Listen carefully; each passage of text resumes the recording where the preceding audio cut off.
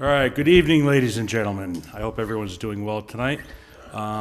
Just to let you know that this is a committee meeting of the Public Service Subcommittee of the Holyoke City Council, and I am James Leahy, City Councilor at Large, and who I have with me tonight to my right is the Dean of the City Councilor, Joseph McGivern, also City Councilor at Large, and in the audience we have Terry Murphy, newer City Councilor, but he's doing a good job, and Michael Sullivan, also a City Councilor at Large. So just so everybody in the audience and the people at home know, the first thing we're going to do tonight is we have a bunch of different appointments that the mayor has appointed several people to different councils. And so what we're going to do first is go through them. So it's probably going to take about, I don't know, give or take, maybe 10 minutes per person. It's probably going to last till maybe 7:17. So any person or people that are here for the Yale Street, feel free to sit in. You guys can go to the hallway. You can do whatever you'd like. But I just want to let you know we're going to take care of these appointments first. So having said that, I'll entertain a motion that we start off with the first person to take off a table, Mr. Brouillette. So moved. So, all in favor? Aye. Aye. So we have an order here from the mayor. Dear honorable city councilors, dear council members, subject to your approval, I hereby appoint the following individual to serve as a commissioner for the Council on Aging of the City of Holyoke. Mr. Brouillette, here you are. Come on in here and grab a seat. You can grab a seat right there and just grab that microphone. Make sure. The seat is very hot. Just don't sit in the next seat. There's trouble in that seat. When there's a mic there and there's a button, just bring it over to you. You hit the button, it'll turn green. It wouldn't be, we can do all the council agents at the same time. You pass A. Being fair. I don't know, what do you think? Not yet. How many are there? Yeah, because we'll be asking the same question. All right. The dean of the city council just made a good suggestion. And who else is here for the council on aging? You know what? For time, and I can tell you right now, you guys are volunteering for the council on aging. You're going to get my support. So why don't you guys just come in here, and what we'll do is we'll just do an interview for the three of you guys and lady. And so maybe, sir, if you want to sit right here in Joe's seat. Thank you, Terry. Perfect. So what we'll do is just kind of, They passed the first test, Mr. Leahy. They know how to use the mics. right. Going down together. All right, so the purpose of this is the good Mayor Morris, he has appointed you guys to the Council on Aging. And so just give you the process. The process is, it went to the City Council sent it to the Public Service Committee, which is us, Joseph and I, and now we're going to interview you.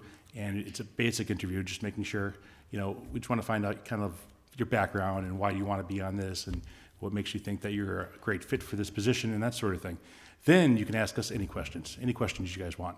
Having said all that, tonight we'll close the meeting, and then I assume that we're going to vote and support you guys. Then our following city council meeting, the whole city council will vote on your behalf. And I'm pretty sure it'll go through. The following day or any other day after, you can come down and visit the city clerk, Brenda Murphy McGee, and she'll swear you in, and then you guys are on the council. So having said all that, let's just go in order. So sir, you came down here tonight. Let's tell us about yourself. Oh, Make sure the okay. microphone's on. I went to Dean Tech, Holyoke Trade actually. I'm 4 years U.S. Navy. I worked for 38 years at Hamilton Standard in Windsor Locks. I coached track and field and cross-country running at South Hadley High for 20 years. I work at the Y. As you know, you see me in the morning. All the time. I open up the Y 3 mornings a week as the morning manager, and I run the fitness center at the Holyoke Senior Center for the Y. We run it for the Senior Center. Okay, so you have obviously a very vested interest in the Council on Aging, because you're already there. Yes, yeah, I love it there. actually. And I do see you at the YMCA, although I'm sure the people in the audience would probably chuckle at that, but I do go there. Joseph, you have any questions? When the YMCA runs a program at the senior center, are you familiar with that, or runs a fitness center Right. I run the fitness center there, right, at the senior center? at the senior How center. does that work? Well, seniors come in and there's the fee is like a $20 a month fee, which is, if you're a Y member, it's gonna be $38 for a senior. I show people how to run the equipment. We have a nice chat during the day. Peg comes in, she's a member as well now, and it seems to work out for, Okay. Is Councilor Leahy too young to join? yeah, yes, he is. Why did you ask him about me? Councilor Murphy, never mind. 55, but it'll cost you more money. Councilor Murphy, I think you have a question. I'm just, first of all, I want to thank all of you for being willing to volunteer. I did meet with the director about 2 weeks ago, and there are some issues that I know she mentioned to me, one being parking, two being pedestrian crosswalks. And so we will be taking up things regarding that in the next couple of weeks, and so I would like to get your opinion on those kind of things. She also talked about there were some things that, and I'm trying to remember, there were some programs that were really going well, and then they kind of died down for a while, and they're trying to rebuild them, and I can't remember what they were, but I'm wondering if you know about those. So, but those are issues, and we actually talked about could they remove some of the islands in the parking lot to create more parking that would be internal and still keep it looking relatively good. So those are all, and also the last thing she talked to me about, and this is a budget issue that she asked me to, because they keep the temperature, try to cooler in the summer, and they try to keep it warmer in the winter, and her words were, to a young man like myself, that, we need to keep the elderly a little warmer, a little cooler, so those are issues that I think are relevant, that I've heard about. Yeah. And I would like to hear your thoughts on how you expand programs, what kind of things could attract more seniors to go there on a more consistent basis, on a day-to-day basis. I know a lot of seniors go 2 or 3 times a week, and I'm just wondering, can we have them something going 5 times a week? And having said that, let me just say also, I'm going to take off the table just so we can have an open dialogue. I probably should have done that earlier. So we also have Miss Margaret Lemire. Yes. We also have Mr. Wayne Klinge. Klinge. Okay, so we take that off the table. All in favor? So moved. So moved. So now, sir, you can go ahead and proceed with your question. I'd just like to hear their thoughts on those kind of things. I'm fairly new. I've been there for about 1.5 years. Okay. But in that 1.5 years, on the parking issues, some of the parking issues, I know she probably asked for some signs, because there's people that are going to the health center or the mental health center across the street. There is a lot of, almost a full row of parking that gets taken from the senior center for those people. And I know that we'd had discussions about what kind of signage to put up, how to talk to the other companies and the other places about that.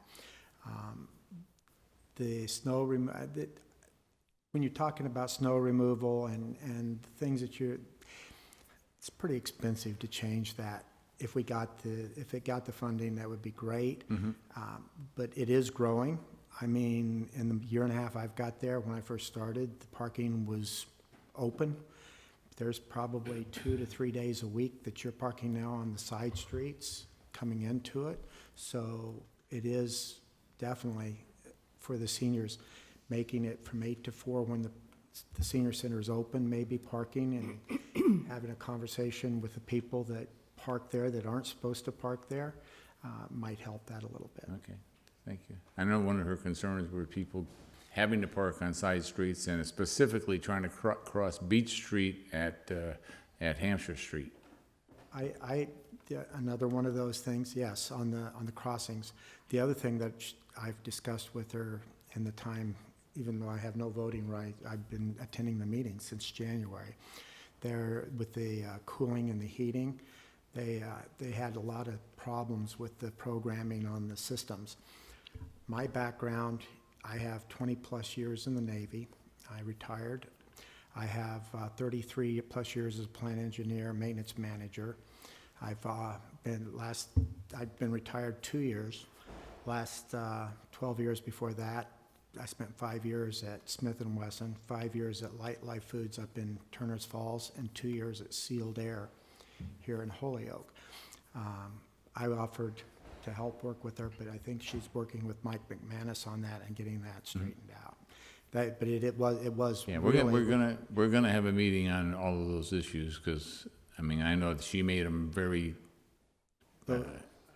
highlighted to me when we were there. Those were two of the things that stood out to me because of my background. Thank you. Okay, and I'm Margaret Lemire. I'm a nurse. I worked at Providence Hospital for 10 years, and I was the nurse at the Council on Aging for 37. Wow. And I just retired in October. And I love the elderly, and that's why I want to continue to serve down there. As far as the parking is concerned, yeah, we don't have enough parking places. I mean, the parking lot is beautiful, the way it's all structured, but really, I think that they could have not done that in the beginning, because we have more seniors now than we've ever had. It has quadrupled. Myself and the other nurse, we were doing osteoporosis classes 4 times a week. Also arthritis classes 4 times a week. With the arthritis classes, we would get 50 people in that second class. The first class might have been 28. Since the other nurse and myself have retired, volunteers have taken it over, and some people have left, but now we are advertising to get a wellness instructor to continue with the program. So I think it's going to build again. Good. Once we get that person. Good, thank you. You're welcome. Do you have any other questions? No, I'm good. Mr. Sullivan? Joseph? If I could, when the city spends money to build buildings, and it certainly spent good money on a project for the senior center, and for all the right reasons, it also looks for dual purposes. And the senior center at nighttime is a great place for neighborhood meetings, citywide meetings, place for, people groups to use, debates are there, things of that nature. Can easily, with the I don't know, the cafeteria, I don't know what you Yes. call it, but the stage, the sound, everything's perfect. But sometimes there's controversy with that. And last night, we heard from one of our counselors that a group was turned away who were looking to use the room. And I would just ask that you would always make it available to appropriate groups that follow by the rules. When there's a political group coming in, there's, I guess, and I don't know if the law department would agree with me, but it's, you got to make sure you can't turn a proponent away from an opponent. If you're going to let one use it, you have to let the other one use it. Certainly, the rules are accordingly to your management in terms of, making it available. It might be some cost for a custodian or something or of that nature, but if you could just be aware of that. Yeah, now, look into it, but I'm just being the new guy on the block, on the director, Neve, isn't she the one that makes those day-to-day decisions? I haven't been in the meetings for our monthly meetings. I haven't heard anything about that. No. How's that handled? I mean, I will take a look at it and see what's going on, but in the time that I've been there, most of the decisions on those have been handled by the staff. They haven't brought that. And I think that's fine. I think that, and like I said, most of the time, there's no controversy, but sometimes things, seep in, you might hear about, and sometimes it's just a conversation with the director and to see what's going on. I'd also like to add, just like any board of directors, I serve on many different types of boards. The board is the executive director's, Boss. yeah, for lack of, checks and balances. That's why we have different boards and whatnot.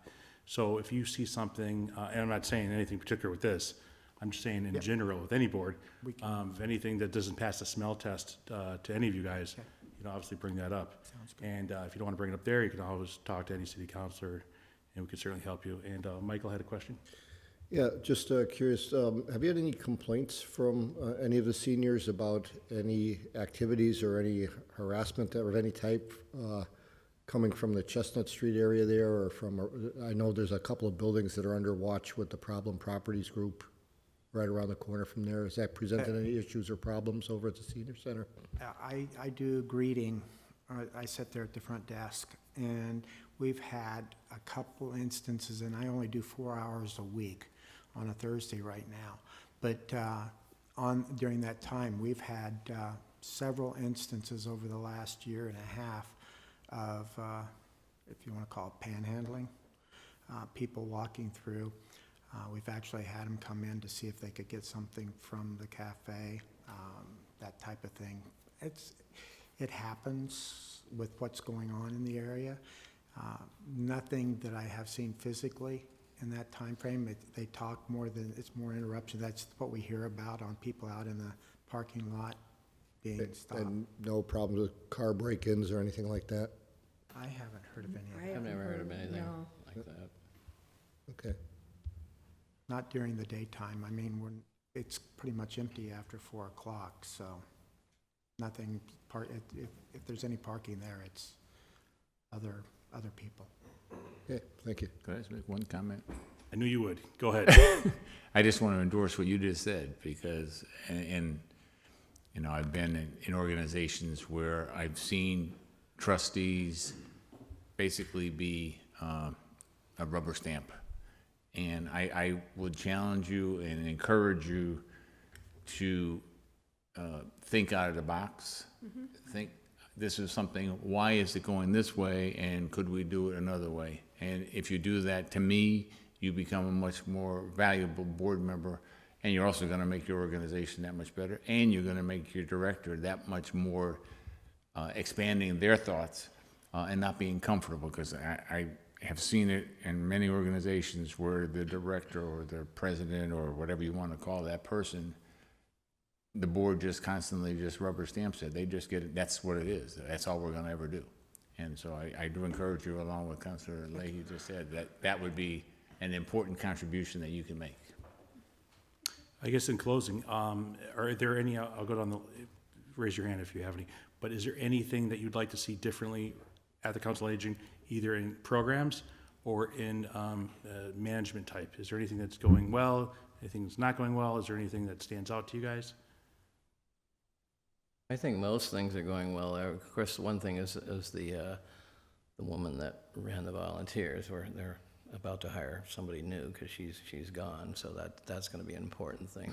That's a big job. But in terms of the way, You know the name of the person that was there?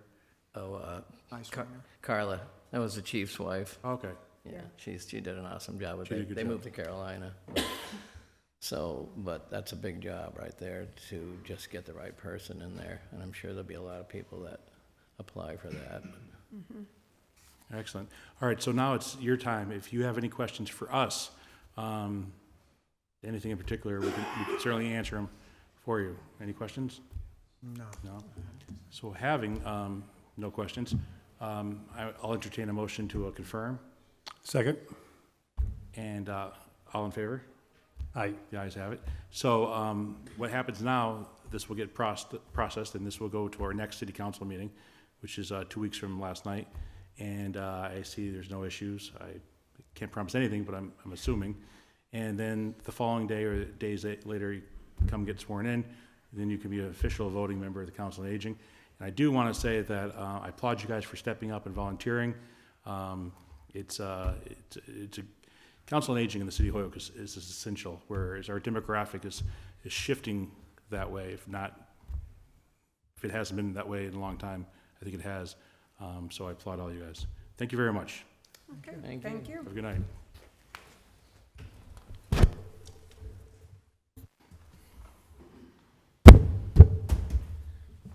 Okay.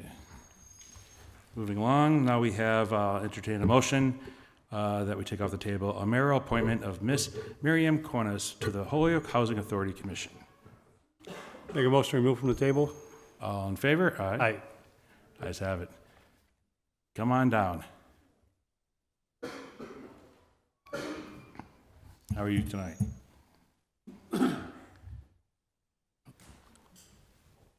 So as you just heard from the other interviews, it's pretty much the same thing. So we're just going to ask you to kind of give a background about yourself, why you want to get into this position, and of course, if you have any questions for us. So having said that, why don't you just introduce yourself and give us kind of your background. Just make sure your mic's on. Oh, there you go. Good evening, Councilman. My name is Myriam Quinones, and I currently work at Holyoke Community College. I have been there for 18 years. My interest in being on this committee is because I myself, back in 1992, when I was a college student and single mother, I benefited from low-income housing, and thanks to that, I was able to go through college and work a part-time job to pay for my bills and afford my home and my bills. And went through college for 6 years, and upon culmination of my degree, actually in January, before I finished my degree in 1998, I was able to purchase a home. And so I think that more programs that can help community families in the community that are looking to grow and to become homeowners is a great assistance and support. And so I am really looking forward to being a voice for the community and a liaison between the city and the community. Joseph? Myriam, welcome, and thank you for stepping forward. Familiar with you, familiar with your qualifications, and I think you bring a lot to the table. The Housing Authority performs an important role. It dates back to the World War II, when the vets were coming home, and most of our housing projects were built for vets that were coming back from overseas, a place for them because they had no jobs, and there weren't jobs to get at the time. And I think you just cited an example of yourself of what a big part of housing is about, is transitional, to get someone who is down, unemployed, who is down on their luck, sometimes physical handicaps, mental handicaps, but to get them into a type of situation that they can afford and allow them to achieve something through education or achieve something through finding employment. How do we keep that, as the spirit of what housing is about? How do we connect people with programs? How do we connect people with education? I know your job, part of your job does that at the college, but how do you reach out, I guess, as a Housing Authority Commissioner? To the community, I mean, I'm not sure what. Well, to those in need that could benefit. There's a flip side to housing. There are people that are looking to get the cheapest rent. There are people that are looking to use it as transitional, to stay in housing, and some do. And finding the people is not the problem. People are there. The people in need are there, and I deal with them all the time. I'm as an advisor, as a coordinator of a program at Holyoke Community College. I deal with that with my students, and having to decide on whether they stay part-time to be able to afford their bills or go full-time, to college. And so having programming that is accessible for them with not only housing, but childcare can help assist these folks come out of the cycle of poverty. And I myself, I am an example of that. And it wasn't for the support that I received as a single mother, raising a child that was also in childcare and later on through public schools. I would have not been able to finish at the time that I finished, and I would have not been able to purchase a home or, to be successful once I completed my degree.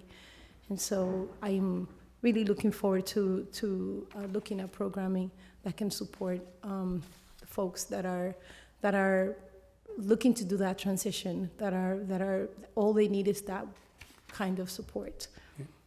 Thank you. To fine answer. Myriam, you're familiar with the middle school projects that are going on within the city. I'm not sure if you're familiar with the property that is mostly owned by the Housing Authority at the moment across from the Lawrence School. Part of it was the former Our Lady Perpetual Help Church at the diocese. They sold to the Housing Authority. Part of it was some city-owned vacant lots that the city has turned over to the Housing Authority. But there's an agreement that if that land is needed to build a school, that the Housing Authority is going to work with the city to get the city back in control of that land. Do you have any issues with that, or do you have any thoughts about that? I haven't delved into understanding the process and the steps of that, so I will have to look more into the information before I Keep an eye on it. Yeah. Okay, thank you. Chairman? All right, go ahead, Counselor. Okay, Myriam, how are you doing? I'm well, thank you. I'll start off by saying I knew Myriam from her years at the college, and she was a professional, well-respected at the college, so I would be pretty comfortable saying she'll be the same kind of person on the Housing Commission. A couple of things that are prevalent in my ward that are going to be coming from the Housing Authority, so I want to emphasize the smaller one is that they just bought a parcel at the corner of Chestnut and Jackson Street, which they are trying to work with Habitat for Humanity to build a couple of homes adjacent to the park.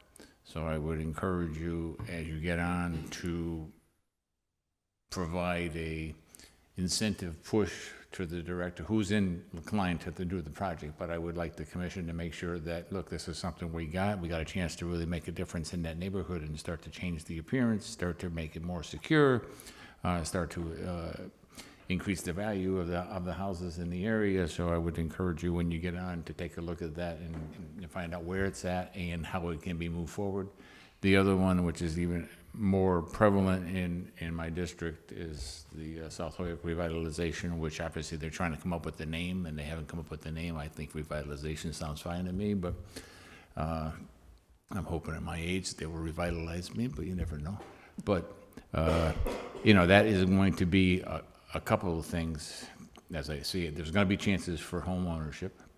There's going to be chances for additional rental units. There's going to be chances for some potential apartment buildings being renovated for 6 or 8 units as opposed to 1 or 2 or 3 units. And it potentially could go all the way across from Vega Park all the way across to Adams Street and then down all the way almost back down to the South Canal Street. And we just had a fire on Cabot Street, which that building is in deplorable condition. Somewhere down the line, I wouldn't be surprised if that also becomes part of this project. It's scoped starting from Vega, but again, some of the things we've talked about thus far, just so you're aware, we want to do Clemente and Southeast Street on Vega Park to start with. We're looking at kind of improving the parking, traffic, lighting, all that to go with the park, which is having additional renovations. And we're also trying to provide opportunities for people that currently live in South Holyoke, but also bringing people in to South Holyoke. And lastly, we're trying to provide jobs for some people in the neighborhood to improve their economic outlook. So I just want to make you aware of those. And again, I would encourage you, I know they meetings are in the morning, and I know that probably won't work all the time for you, but just find out as much as you can on it. And just, again, I would love to see something in the works where the next spring we're actually seeing, okay, we're starting to plot the area and we're starting to actually make some construction. So those are things that are happening that I know about that are crucial to Ward 2, but also I think crucial to the revitalization of the city. So thank you. Thank you. Certainly look forward to that. Michael? Any questions? No, so just similar to, one thing I didn't get, what's your position at the college? I'm the coordinator of the Multicultural Academic Services Program. I forwarded my resume to Alan and Ryan, yeah, and to the mayor in Nilka. Do you have any questions for us? I don't. I'm really looking forward to serving, in this commission. I've been very active in the community of Holyoke for over 25 years in many areas, and so advocacy and social justice and education, community, and so I will never run for office, but this is the closest I would come through. And you also have a good taste in coloring cars.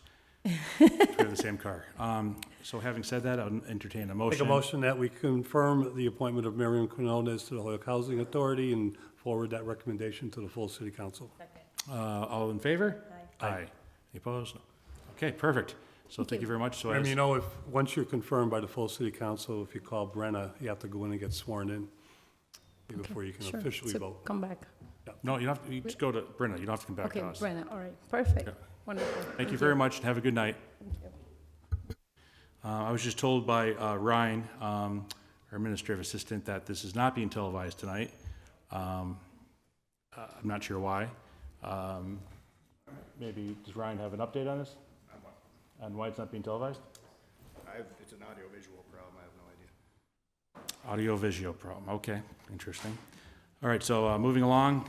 So I will entertain a motion to take off an order on the table that was sent to us by Mayor Alex Morris. Subject to your approval, I hereby appoint the following individual to serve as Commissioner of the Planning Board for the City of Holyoke. Miss Kate Kruckemeyer. Skip one. I did. Ms. Kruckemeyer, you stay there. I'm going in order. I missed one. You're on deck. Okay, so I'll entertain a motion to take off the table. In order filed by the good Mayor Alex Morris, Honorable City Council, subject to your approval, I hereby appoint the following person as a member of the Holyoke Economic Development and Industrial Corporation, Mr. Antonio, I want to forget the same names, Quinones Albino. Come on in, sir. Come on in, have a seat, sir. So just like the interviews you just sat through, you're going to give us kind of a synopsis or give us your background and why you want to be on this committee and what interests you and that sort of thing. Then we'll ask you any questions. Then, of course, you can ask us any questions as well.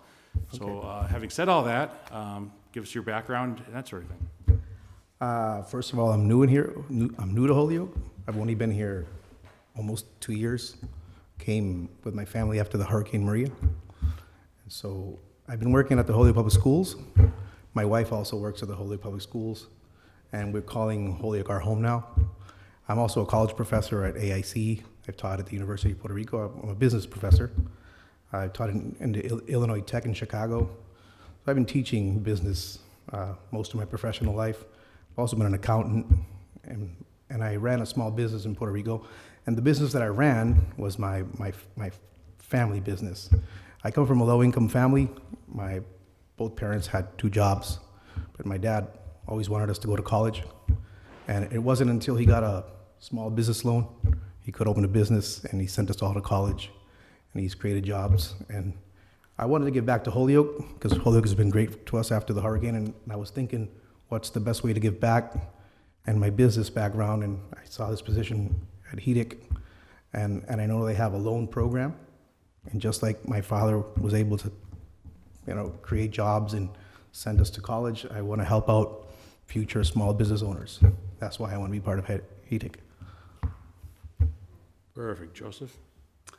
Thank you, and Antonio, and welcome. And I do sit in HEDIC. I've sat there for some time. That's a disclosure, so the law department knows I said that. There's no conflict of interest because we have nothing to gain, but like you said, there's a lot that HEDIC can offer to the business community, Right. both industrial. And you said something very interesting, and I'm guessing you got that a little bit from the mayor, because I hope he's listening, is we need to revitalize that revolving loan account. It hasn't been used over the last recent years. It's something that a number of small businesses have used over the years to leverage buying a piece of equipment, to leverage adding on an addition to a building, to leverage loans where they need larger loans, but they're not going to get the larger loan without some leverage, and we've used that in many ways. And it sounds like you have a good handle on that and understand the importance of that. I'm quite, quite frankly, your credentials are impressive for what the job calls for. You'll be representing the position, the low-income sector. I understand. But I think once you get there, I think you understand that we all have our reasons for being there. But we work very closely as a board with a great staff, and I certainly think you will bring something very positive to the table, and thank you for coming forward. Thank you. Terry likes to talk. Go ahead, Terry. I'm also very impressed, and I appreciate you coming, and welcome to Holyoke. Thank you. And, you know, as a graduate of master's program at AIC, I appreciate that. Yes. And so, I mean, again, a business professor and accountant, we're talking about trying to encourage businesses. I mean, obviously, all those things would tie in naturally, and also trying to tie into the diversity in the community to bring economic diversity throughout the community. I would think your background and your origin in Puerto Rico would be beneficial to that as well. So I'm gung ho. Councilor Sullivan? Yep, once again, I'm very glad to hear someone with a business background coming on board and volunteering. Are you familiar with the Redevelopment Authority as well? With the what? Holyoke Redevelopment Authority? No, but I'm learning. I'm a good learner, so I'll look into it. All right, well, there's one counselor in particular that's pushing very hard to get the two bodies together with the possibility of merging. Okay. And when you get a chance, it's something I'd appreciate if you'd take a look at and see if we can move that along. There's certain advantages, things that the Redevelopment Authority can do that HEDIC can't do, and there would be great synergy between the two They can complement entities, each other. I guess. feel. Okay. Thank you. Any other questions? Well, once again, we thank you for coming down and volunteering for this. It's a very important commission, as Joseph alluded to earlier. Let me ask you this. Do you have any questions for us? Not at the moment. No? Feel free. If you do have any questions down the road, do not hesitate to call any of us. This will be brought, I'm assuming this is going to pass, and then Tuesday night, I'm assuming that will pass. And so having said that, then you can go get sworn in from our good clerk, Clerk McGee. So I'll entertain a motion. Make a motion that we confirm the appointment and send that recommendation of confirmation of the mayor's appointment to the full city council. Second. All in favor? Aye. Thank you very much for your time, sir. Thank you. Have a good night. All right, so we have a person on deck. So I'll entertain a motion that we take off the table from our good mayor, Alex Morris. Dear Honorable City Council, subject to your approval, I hereby appoint the following individual to serve as Commissioner of the Planning Board for the City of Holyoke. Miss Kate Kruckemeyer, please have a seat there, 63 Fairfield Ave, Holyoke, Mass. Ms. Kruckemeyer will replace Mr. Chris LaChapelle and will serve the remainder of his term. His term will expire July 1st, 2023. So you're sitting here for the other ones. It's going to be the same thing. You just kind of give us a background. Counselors will ask you any questions. Then, of course, you can ask us any questions that you have, and then we'll proceed from there. So having said that, let's hear your background. Wonderful, yes. Ryan said that you have a resume of mine, and it's probably not entirely clear from looking at that why I would be interested in this. So I'll sort of make two major points, I think. My educational background and my work that I do is as a folklorist, which does not mean that I tell stories. It means that basically I'm an ethnographer. I do anthropological work, oral history work with people. I'm very interested in traditional culture and collecting people's stories. And very often that's about people's sense of place and people's connection to place and amplifying people's personal story. That said, why planning? I grew up in Holyoke. I'm a 19-year resident Holyoke here, but I grew up on Holyoke Street in Boston, which I have found out actually because my street that I grew up on was constructed out of the swamp in the 1860s and is one of a number of streets there named after cities around the Commonwealth.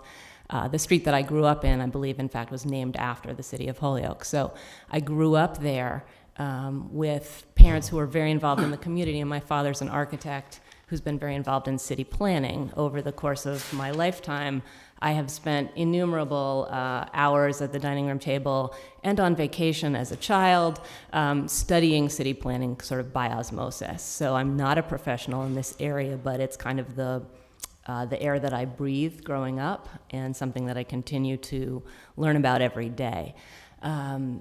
So putting those things together, I'm really interested in serving on the planning board. I've served on the Citizens Advisory Council for CDBG for the last 3 years, looking at some of the development that's going on in the city, and planning seems to me to be a logical next step. Figuring out looking at that both from the perspective of wanting to involve citizens more in decision-making and also thinking about planning and placemaking in a way that benefits the entire city, residents, businesses, and city government. So that's my interest in this position. Excellent, thank you. Any questions? Yes, Kate, thank you, and thank you for coming forward. Yes. Impressive resume. I think there are some connections, even though you may think it's not, to what the job does entail. But first, thank you for serving on the Citizens Advisory Committee. It's a committee that does not get credit for what it does. I know Councilor Sullivan, is familiar with it. Work together. Councilor Lopez before Councilor Sullivan, and the connection to the city council and to the mayor is very important when it comes to the block grant. Unfortunately, that block grant gets smaller every year, and we seem to do less and less, or more and more, but less and less, I guess, is the way we look at it. Yes. But it's an important job, and we appreciate it. You said a couple interesting things. So planning is very important to the city. The planning board is very important part of planning. The role with the city council is sometimes tense for the wrong reasons, and I hope if you understand what I'm saying that you can help overcome that, because we need to keep city councilors and planning together. And we may not always make the same decision or agree on the same decision, but we need to have the same discussion because that's part of what it is.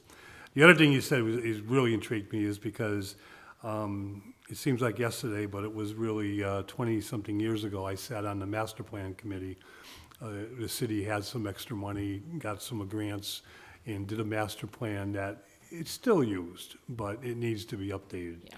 And it's costly to really update a master plan. Do you have any thoughts about that, how we could do it, or, besides paying for it, how we could get it going? Yeah. There are many different, there's not only the master plan, but there are many other specific plans that have been over time. There are plans about any number of factors, and I think if you took the probably 15 plans that are on the city website and had somebody try to integrate them in a way that might be an interesting first step, just to take what we already have and pull it all together in a kind of comprehensive look to see where they mesh and where they don't mesh. But unfortunately, I think that what you really need for a master plan that works is a lot of input from people, and that has to be done in a way that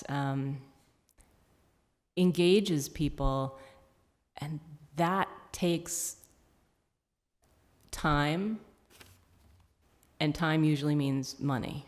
Yes. You're exactly, and that's how we did the master plan, because the consultant that was hired was wonderful, and we brought it neighborhood to neighborhood, and a lot of people became involved and comfortably involved because they were enjoyable meetings, and they weren't, controversial, but rather proactive to try to come up with a plan that made sense for the different zones and uses and needs that the city have. And I think at this point there are lots of people working in the community with deep roots in the community, and we can tap into existing networks to try to amplify what the desires are right now for people. And that some of that can be done without extra resources, but enough of it to get a whole new master plan will take resources. Thank you.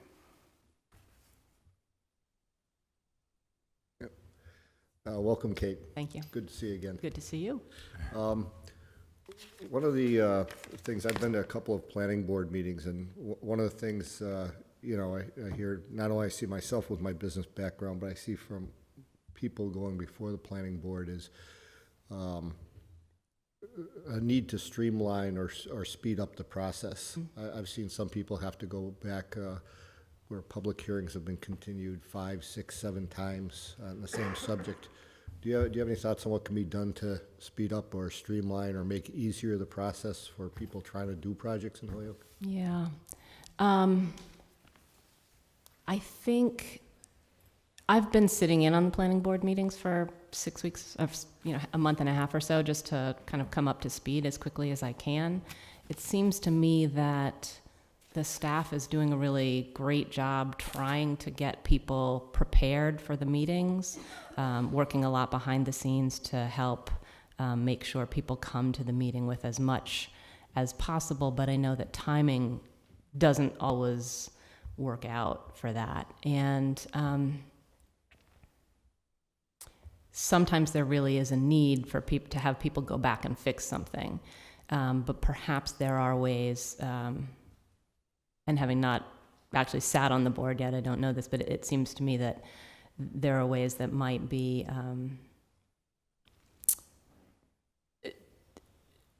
formalized a little bit more of how to, if you're sent out with a request to fix X, Y, or Z, how can that be then approved without having to call another meeting?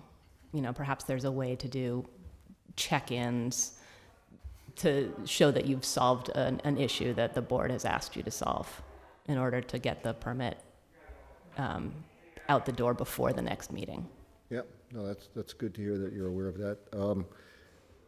Also, but some of the public hearings or the public comment periods, I've seen extended numerous times. Just feel there should be any type of limit or time considerations put in that would be a little more favorable to the business community?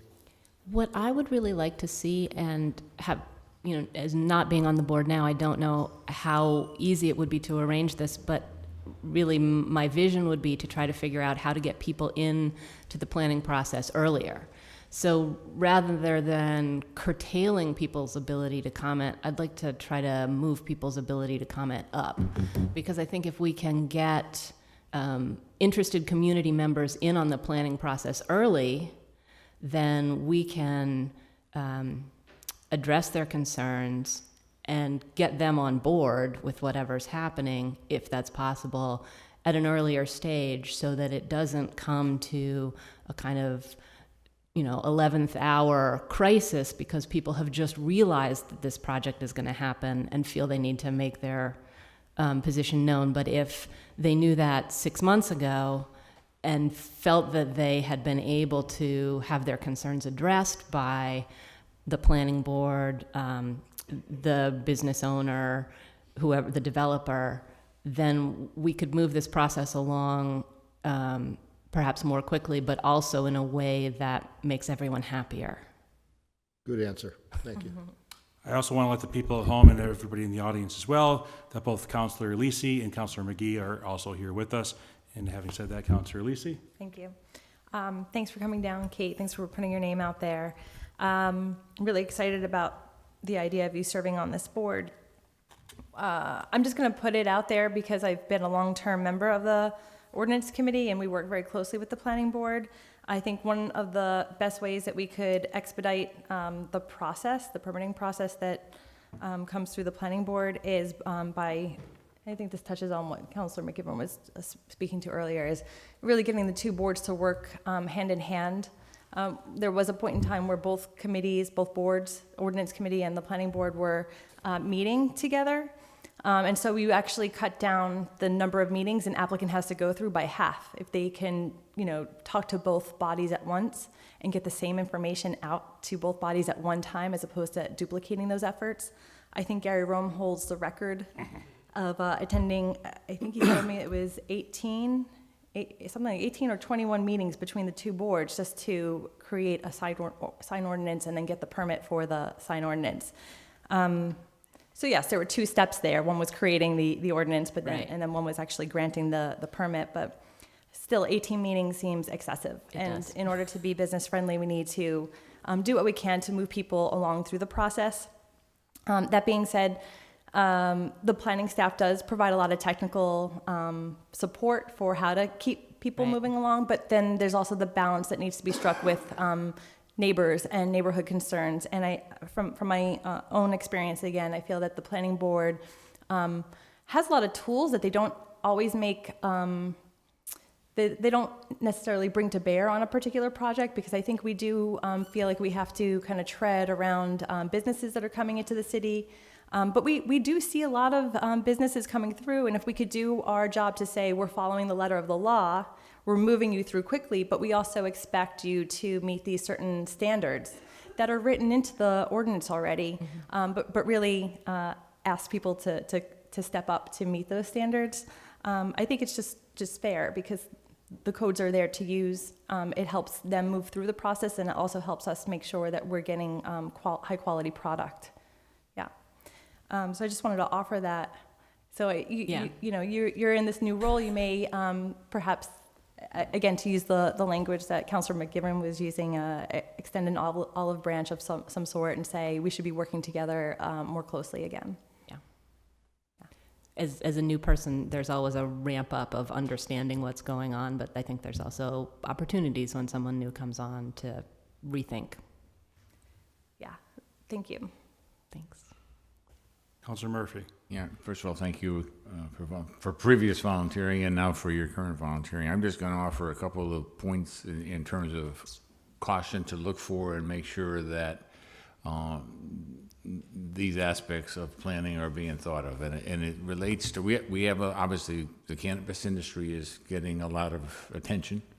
It certainly has getting a lot in my ward. And one of the things I want to make sure happens, and I'm not sure it truly is happening to the extent that it should, is that we need to encourage those new investments, but we need to do it while complementing the businesses that have been here.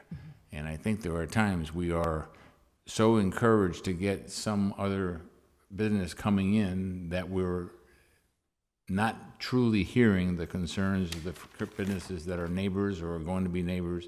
And I think that is something that we want that business, but we don't want to lose those other businesses, or we don't want to make their life more complicated. So, I mean, I encourage you, as you're hearing these things, see what other businesses are around there, what kind of problems, and I'll specifically use Yale Street as an example, because I've had meetings down there several times.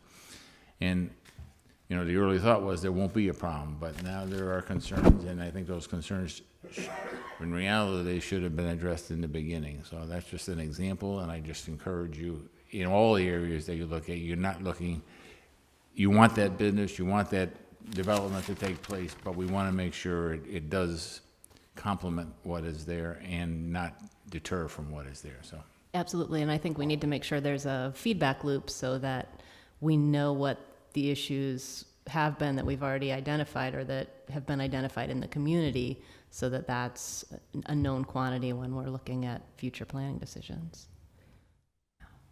Any other questions? Seeing none, I'm going to make a motion. I'm going to have somebody make a motion to approve this, confirm this. And so, all in favor? Aye. Aye. You guys have it. Do you have any questions for us?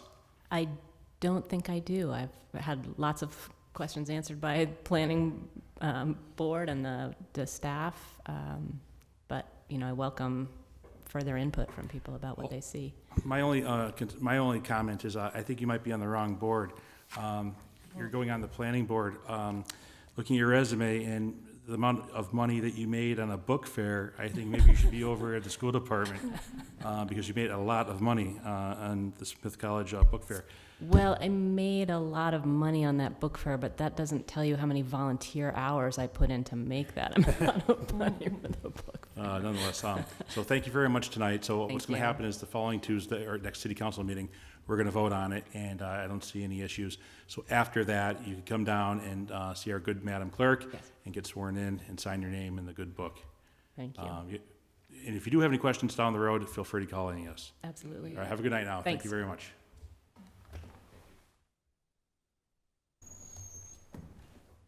Okay. So we have two orders filed by Counselor McGee and Leahy. Todd, do you want to take these up together? You want to take them individually?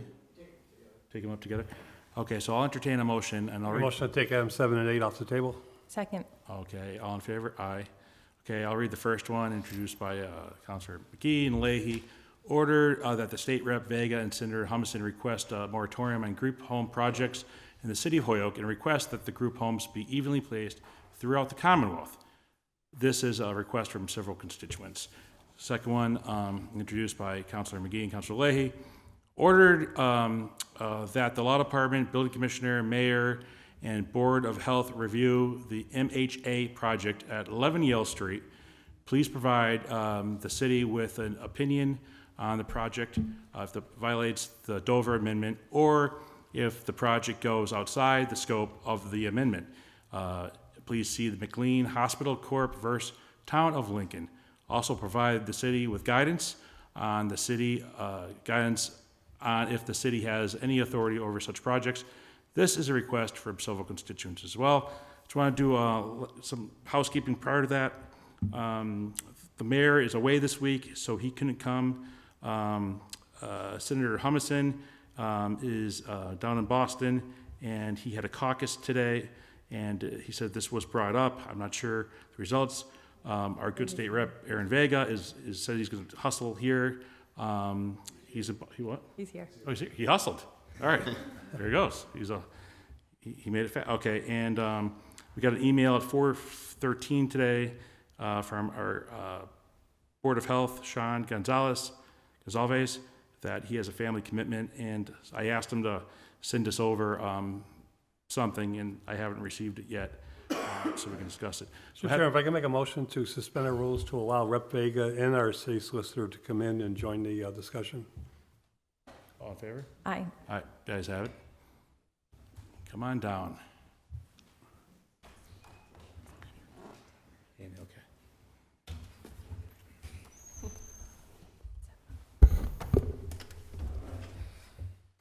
Okay, so I'll let, thank you very much for coming, and Aaron, State Rep, appreciate you coming. I know you had a long day in Boston, so we greatly appreciate it. So I'll turn it over to Todd. Well, one thing also I want to, I'll hand this letter over to you.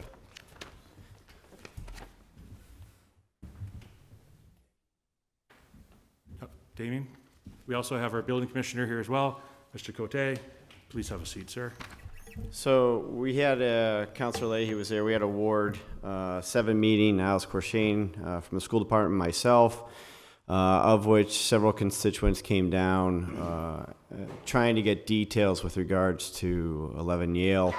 That is a letter that was left with us and asked that that be put into the record from the constituents. I know they are here. They could read it, or I just want to make sure it was received here because that was one of the requests. With regards to that, I did speak to Senator Humison. He did receive the orders from the clerk, and he said that they were looking into the matter and he'd follow up with me, but right now he was in the budget process, so he was tied up with that. And I want to thank Representative Vega for coming down. I think the main thing is a lot of us know the issue going on there. Constituents are here. They want to be heard. I would ask that they be given a chance to speak on the matter and then have their questions answered, because they did have questions in the ward meeting that it's just something we didn't have answers to. So that's why this was filed, in order to try and provide them with the answers that they need. Thank you. Do you guys want to make any comments? Do you want to open it up for public dialogue first? I would offer that we hear from folks that have detailed information based on their positions related to the issue first, and then we could have the public comment and respond and dig deeper. Sounds good. So I was contacted by Attorney Fierro. He represents MHA. Unfortunately, we haven't really had an opportunity internally to meet about this and really get some more information. 11 Yale Street was recently purchased. There actually isn't a program really up and running there. So any opinion on that program is non-existent at this point. There isn't an active program. I would prefer to let Attorney Fierro speak about his own program that he intends on putting in there rather than putting any words in his mouth. So at this point, we don't have an opinion on that location specifically. From our research, we've sort of started diving into a lot of these group homes, assuming that they are licensed and regulated through the state, are heavily regulated through the state. And any action that we would take as far as regulating them would really open us up to some liability because they are protected through statute and through the Dover Amendment, more likely than not. A lot of what people hear or think of when they think group home are possibly things that aren't licensed. And, you know, people create boarding houses and they start acquiring people inside homes that aren't licensed, they're not state regulated, and now you do have quite an issue. We have come across a few of them in our housing court and code enforcement issues, and we do take care of them as we can. But as far as the licensed group homes, whether it's MHA, CHD, or other nonprofit organizations, it is heavily state regulated, and we generally are more hands-off in the municipality sector of that. But we are certainly looking into them. We're continuing the research. We're going to be meeting with Attorney Fierro as well as doing continued research on these. But right now, we don't really have any strong opinion one way or the other. So I would just add, we were able to. We've had a lot of email communications with some of the neighbors. I was able to attend one of the meetings for some of the meeting with I think the one that actually MHA presented at. It's a frustrating situation. I mean, it's. I think one of the key issues when I was there was, now MHA is talking to the neighbors after the sales already happened and are the programs already going forward. There's legislation that my colleague Carlos Gonzalez from Springfield has filed to talk about ways to either have a cap on these, especially in communities that are inundated with them, whether it's related to population, whether it's related to the amount of homes that are for sale or available. But it's probably going to run into tons of violations.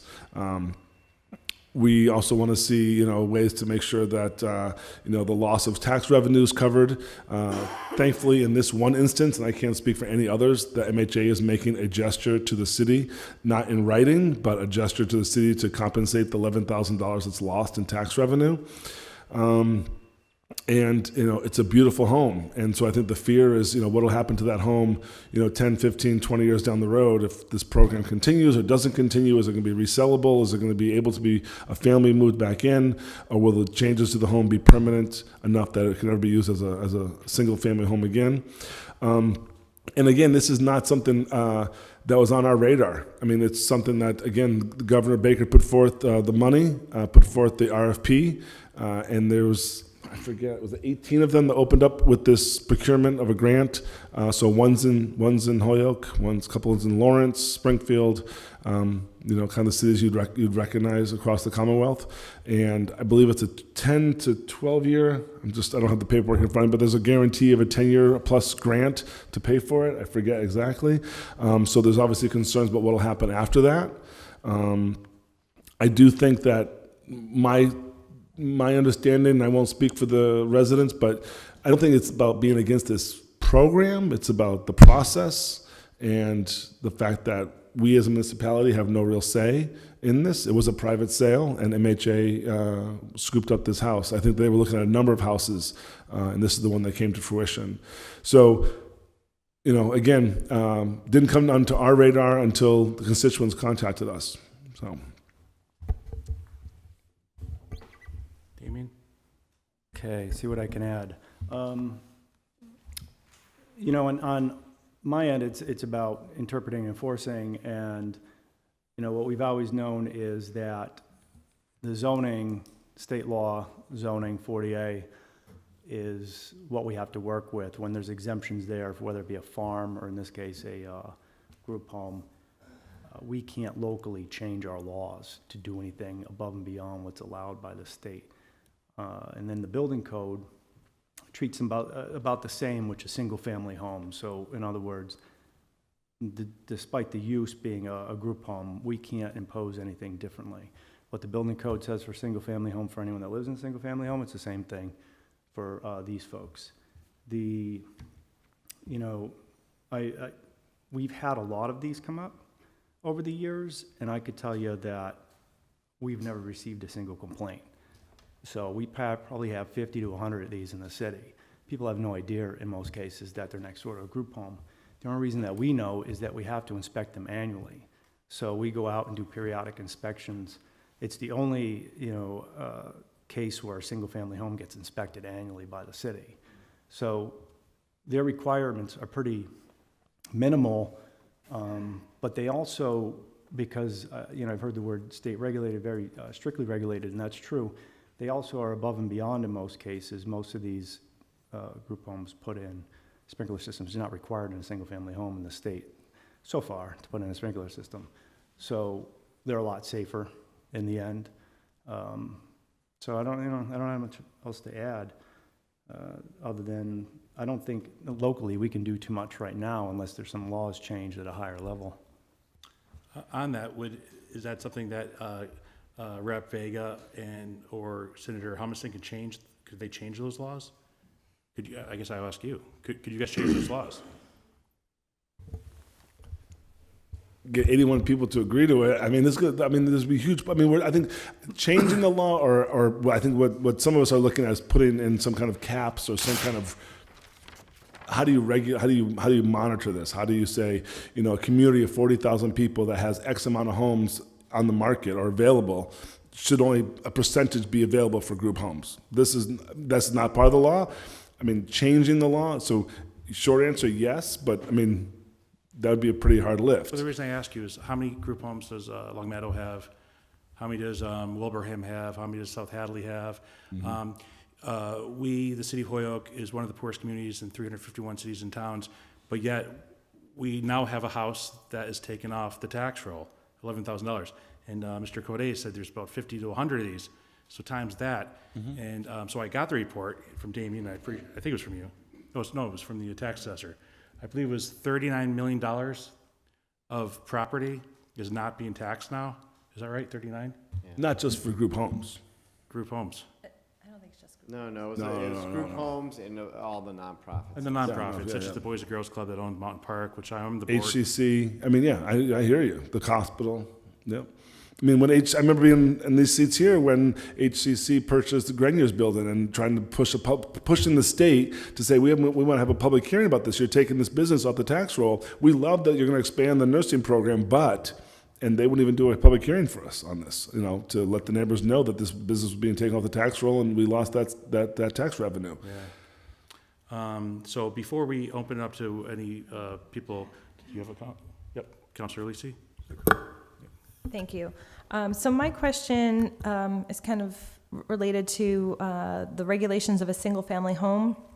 So if they have to follow building code that is keeping them in accordance to the regulations for a single-family home, could they do these modifications that would alter the interior to such an extent that it couldn't be resold as a single-family home in the future? So it's not that, they can do whatever they can or want to within the confines of the building code and state sanitary code, which largely is built from the building code, which is minimum space for habitation, things like that. I haven't seen much modification in these. When somebody buys a pre-existing home, the modification is pretty minimal. Maybe they get rid of a garage and make it into a bedroom or 2 bedrooms to provide for more folks, but a lot of these are just for people. The majority are smaller. If it's a bigger home, there's more people in them because why? Because they have 10 bedrooms to start, so why not have 10 people?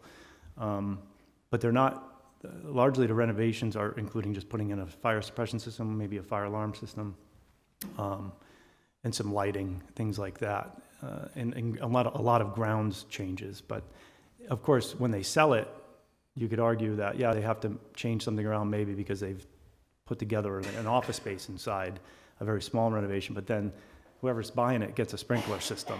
And then they have a much better insurance rate from there on out, as long as they maintain it, because nobody puts those in their single-family homes. But So they're not making like wholesale changes, like additional bathrooms to service the number of people that are there, or making them handicap accessible bathrooms or things like that. accessibility is a change, yes, but I don't think that's, those are pretty minor. Most of these homes are conducive to it. There's not a major change to make it accessible. And then what's left is, again, minor things. If they added an office space, it was probably in a bedroom before, and now it's an office space. It's not a major, they're not knocking down walls and reconfiguring the whole house. Mm-hmm. Okay, thank you. What about parking? I believe there's going to be up to 16 residents plus up to, I think it was 3 to 10 staff. So hypothetically, it's 26 people. What's the regulations on parking? So our default regulations in our zoning currently are, on a single-family home, 2 parking spaces off-street. And that's defined as beyond the front plane of the house is the best way to describe it. So that might be inside your garage, or that'd be on the side of your house or in the back. For a 2-family, it goes up, and then every unit beyond that, we have there's a chart, and it relaxes a little bit, but you have to keep adding more parking. But in my experience, most of these homes, the parking situation is already, if it's an existing house, it's already been solved. If it was a 2-bedroom house, there's about 4 parking spaces anyway. And they're not putting in a tremendous amount of more people on that 2-bedroom house. Maybe it goes to 4 or 5 people, but typically the folks that are getting the services, they're not driving cars either. Yeah, it's really the staff. This is a much bigger house with many, many, many more bedrooms. And it's a very narrow residential road. So that concerns me. Also, my question, and I think this happened in one of the other group homes, is they actually paved the grass area in the front. Could they do that if they wanted to? Well, you can't have parking in the front by our zoning. But of course, you need a driveway to get to your parking, right? So if you have an area in the front that's paved, it should be a point of, you're coming in, dropping something off, turning around, or you're gonna get to where you need to go, which again is at the front plane of the house and beyond. That's the idea, that there's not cars like a parking lot. I know that you guys changed an ordinance some years ago so people don't pave the front lawns and park 10 cars in front of their house and have no grass. So it's just that. You could have parking beyond the front plane of the house adequately. Now, if you pave on the way there, of course, that's okay. How do you get there? All right, so that's something we should, be on the watch out for. They would have, obviously, to get a permit for you if they did try that, right? We actually don't do the permitting for driveways, the city engineer, and largely because they're cutting into the street, and the city engineer makes the call on where the point of entry is. If you live next to really close to a corner, he's gonna tell you no. Probably if you're 5 feet from the edge of the highway, he's gonna want you to put your driveway in down the other end. So the paving and the surface coverage of the paving for stormwater regulations all falls under the city engineer. It does get missed a lot because if they come to us for a permit, we go through the process. Normally what we try to do is get them in touch with the DPW because it's also a sewer entrance fee and all the other things. There's a lot of overlap. But sometimes people might change the plan, never contact them, and do what they do anyway. So we have to resolve it in the end. Thank you. Joseph? Thank you, Mr. Chairman. The Dover Amendment, the Chapter 48, I think is the key here. But Aaron, you hit on something that is not new, and that's capping the amount of homes. Prior to the Dover Amendment, and I think there might have been a actually court challenge, and Terry might remember this, back in the 80s, we, through zoning, could control a group home through special permits. Some communities use that to restrict or eliminate group homes from coming in. Other communities use them to make sure the location was appropriate and add restrictions. Could be parking, could be a limit on the number of residents, a lot of things, hours or, a lot of different things they could do. But that all went out the window somewhere in the 80s. The DMH runs a number of homes. Usually DMH runs homes very well. Usually they build homes though, and they're built to spec. Across from Wisteriahurst, we had a battle back in the early 90s. It's still there, it's still well run. There's a group home by DMH on Northampton Street, which is not as large as Beach Street, but is there. And if you look at it, and I don't have the number in front of me, but even back then, there were group homes and facilities that cater to social needs that far exceed any other community. You mentioned the grant touched in building a home in Lawrence, Springfield, Lowell. Once again, it's the gateway communities that are taxed with servicing poverty. And, I understand the grant is paying for this, but they're taking away our tax base over and over again. And they're doing it, and even probably is important, in neighborhoods without any warnings until, as you said, the sale goes through. But when back in the 80s, everyone agreed, enough was enough. And it seemed to quiet down for a while, but when is enough enough? And when are we going to recognize that it's, one group is dealing with rehab, very important with the opioid crisis, and these homes are very much needed. But DMH is dealing with a different type of group. CHD on Oak Street, 1 block away from the DMH home, has Oak Street, Sargent Street, right around Beach Street, next to River Valley, 55 units of family shelters where they ship people in from Boston, all off the tax rolls. I don't get it. And then they turn around and tell us we're only going to give you 58%, to build new schools. And yet they're sending people from Boston with kids to live in this community, and they're not going to help us with the history of building those schools, the 80% to 90% that we used to get reimbursed. I know your job is tough, Aaron. I know you're a voice for us. And I'm not criticizing you, because if you took every rep in every gateway community, if you took every rural rep, you're still outnumbered in Boston because the bedroom communities have too many representatives down there. It seems like every time we battle this, we have to do it in the courts. And that's not right either. That's divisive, it doesn't make sense, and it just costs money for all taxpayers, state or local. Right. But we've got to get that message out there that there's an oversaturation on communities like Holyoke that needs to stop, and for all the right reasons. And there needs to be a better effort, to work with neighborhoods and to work with people where things are going to pop up, and to make them, what their needs are, what their expectations are, and how do you ensure that it's going to be, the public safety issues and the social issues. I work in the courts. I'm in and out of many homes for different reasons. Some are well run, some are not. And that's the scarier part too, because the salaries for the people who are in the homes are not the best salaries in the world. And there's a transition of people that come and go that are responsible for the people who are the residents of these type of homes. One of the homes that is, I gotta be careful how I say it, that can be very well run at times, and at times has a lot of problems, is the old rectory for the Holy Cross Church, which is a women's residential program. It's been there for some time. Yep. Well used, well needed, but when it's not staffed correctly, it's a nightmare, a major nightmare.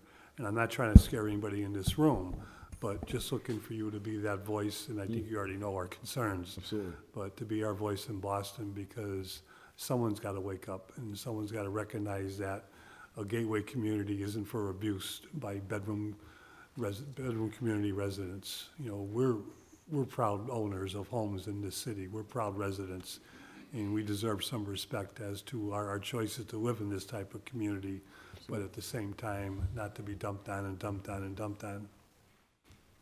Yeah, to Councilor McGivern's point, I have had a few complaints in that building regarding the smoking, because they're not allowed to smoke inside the residence, so they have to go outside, and oftentimes they're in the street, and people coming home, they have to swerve because there's a good amount of residents that are smoking.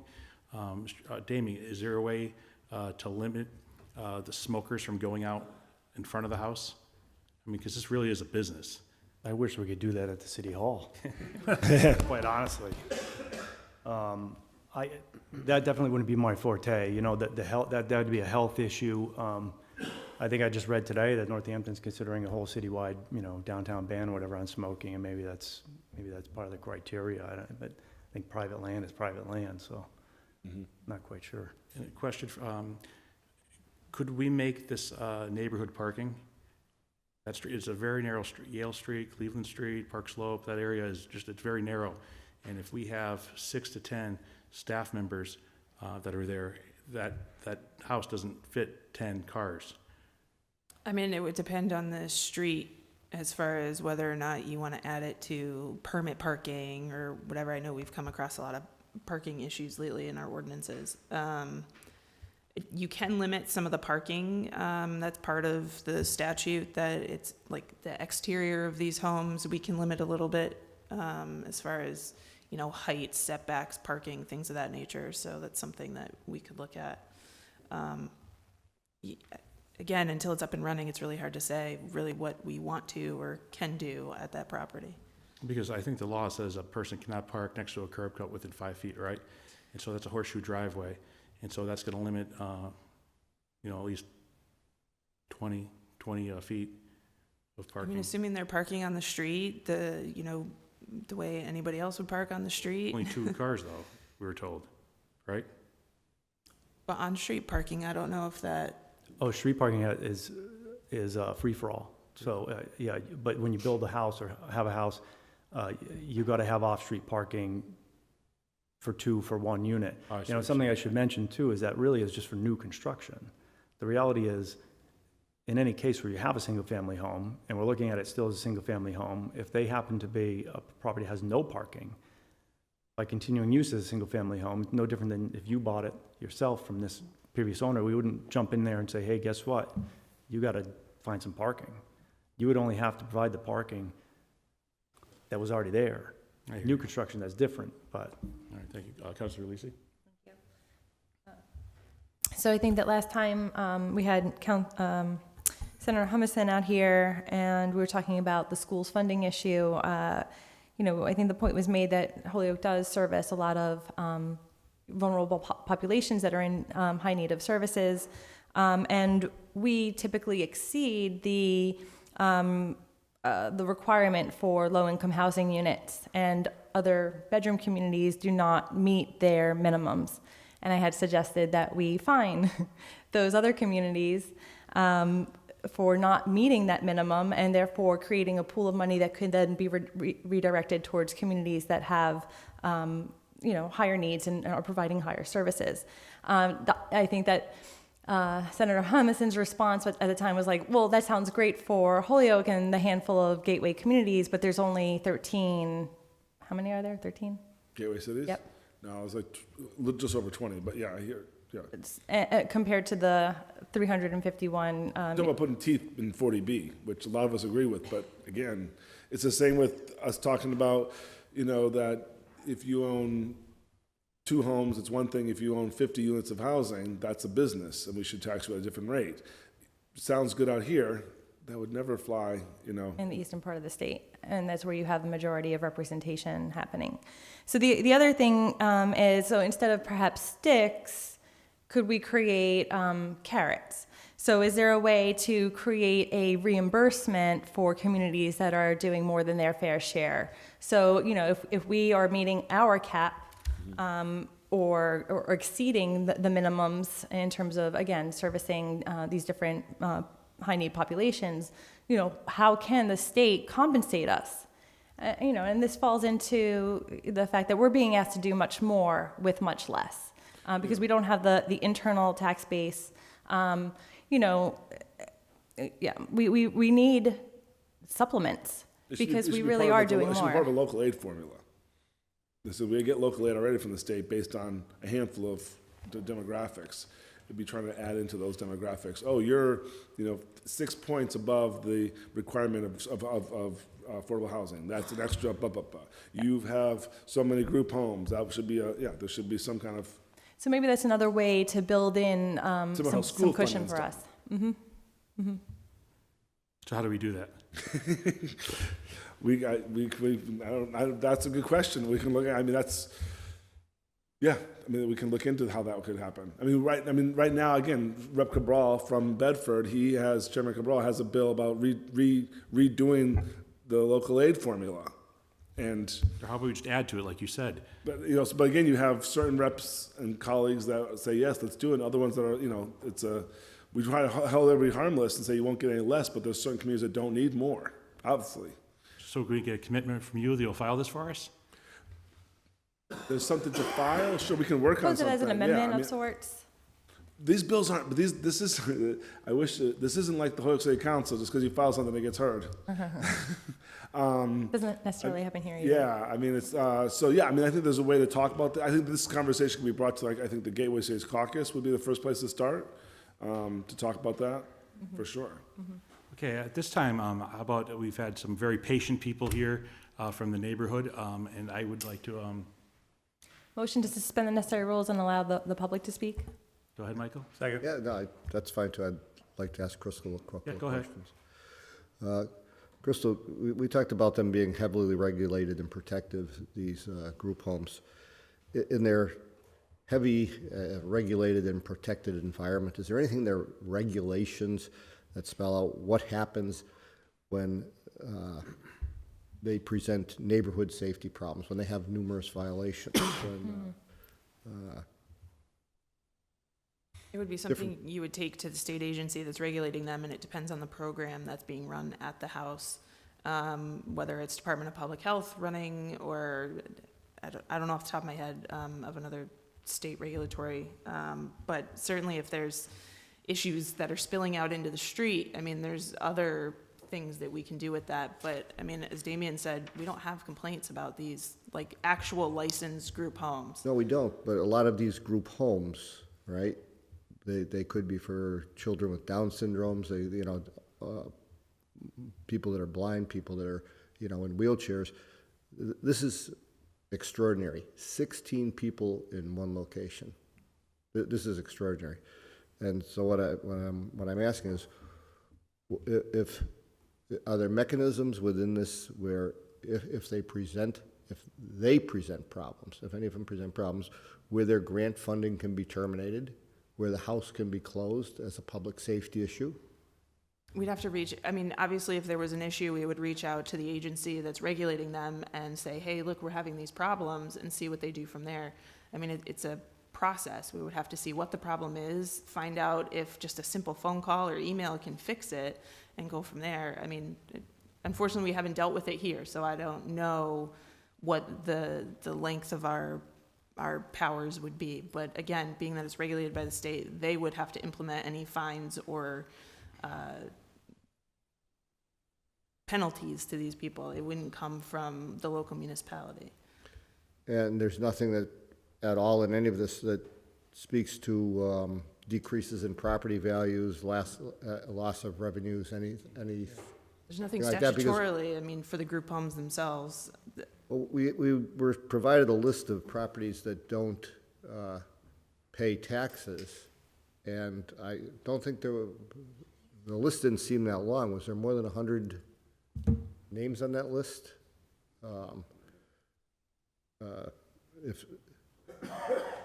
Because it seems like if there's 50 or 100 of these places in Holyoke, there weren't that many highlighted on the list that we saw as group homes. I only saw maybe 12 or 15. So are the other ones paying some property tax? Do they have a different program than is being allowed for this particular one here? I don't have the specifics on where they are or how many we have. I don't know where Damien gets his stats, so I can't tell you. It looks like a lot of that. Damien, you can jump in. It looks like they were generated by the assessor's office to me, but. Well, I think the assessor's data, because I looked at it really quick, they're not looking at, there's no such thing as a category, I don't think, and even an assessment as a group home, but they're probably classifying it as a boarding house. or something, that includes a group of different types of uses all on the one tax code. For us, we actually have a thing called, it's the R3. There's the only one that we do, again, single family, we inspect it. But the tax or not, that's just a business model, has nothing to do with group homes. Are most group homes nonprofits? Yes, but are they all? No. So I know that some of them actually pay taxes. They're not going to come up in a list of getting a, if you and I could get together and start our own and get it licensed. So some of them are for-profit group homes. Yeah, you have to be a nonprofit. Not that, I think it's not the fact of being a group home that gives you a waiver. It's it's that you have a nonprofit business. Okay. Keep in mind, a nonprofit and not-for-profit are two different things. And a lot of board of directors and a lot of executive directors make a lot of money on nonprofits and not-for-profits. So when you hear nonprofit or not-for-profit, that doesn't mean that it's not a moneymaker for the people. So, but having said that, I did hear you made so we're going to open, and Joe seconded it. So we're going to open this to the public. So if you guys, and I really appreciate you guys, your patience. So what we're going to do here is we're going to ask you to come up to the microphone. You have to state your name, state your address, and then the microphone's yours. And just, please just, there's going to be a lot of people speaking, so just try to limit it to, a short amount of time.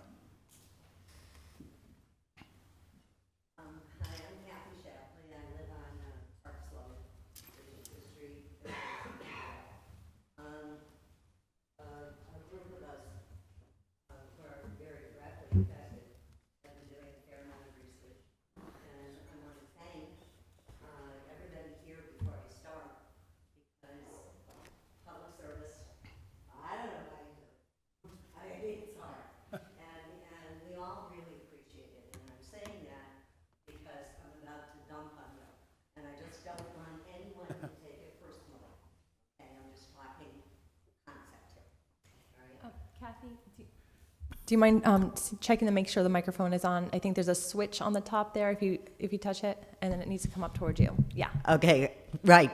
You might not have heard the dump on you part. Okay. Kathy, we're used to it. Go ahead. Yeah. No, but believe me, everybody here appreciates the work you do, and the more that we see of it, and the tedious, the more we appreciate. We really do. Okay. First of all, I'd like to correct the record. You talked about 39 million. Well, no, it's much, much more of that, especially if you're talking about housing. Because, and excuse me, because we all already know this, but I'm just going to point it out. When you have a house with a family in it, whether the family is one person or 6 people, you start off this virtuous cycle. The house contributes to the city. Obviously, it contributes its property tax. But that's just the start. Because the people in the house live in the city, and they support the city and city services and all the small businesses. They go to the local gas station, they have their mortgage, a big expense, probably at a local bank. They get their coffee at the damn cafe in the morning. Their kids go to schools. If they go to Sacred Heart, they pay tuition. If they go to the Lutheran school, they pay tuition. If they go to the public school, they pay for books and fees, and they buy soccer uniforms. And a lot of money goes into the community, and the virtuous cycle gets pushed down. Now, I don't have any facts and figures because they're impossible to say. Everybody's different, every family's different. So I took a look at my own finances. I know how much money goes out of my house every month. That would be every dime that comes in. And so I have an idea of how much I'm spending locally, a tremendous amount at the Stop and Shop. It's 5 times my property tax. 5 times. And that's part of the virtuous cycle. And the cycle doesn't finish just financially, because there are intangibles that you really can't put a price on. Because it's not just a matter of somebody supporting the school, by buying the soccer uniform. They're also out doing the fundraiser and selling hot dogs to get the money to rent the school bus so the soccer team can go and play in Westfield. And I don't know what kind of a price you put on that. And maybe, they don't have kids in the school.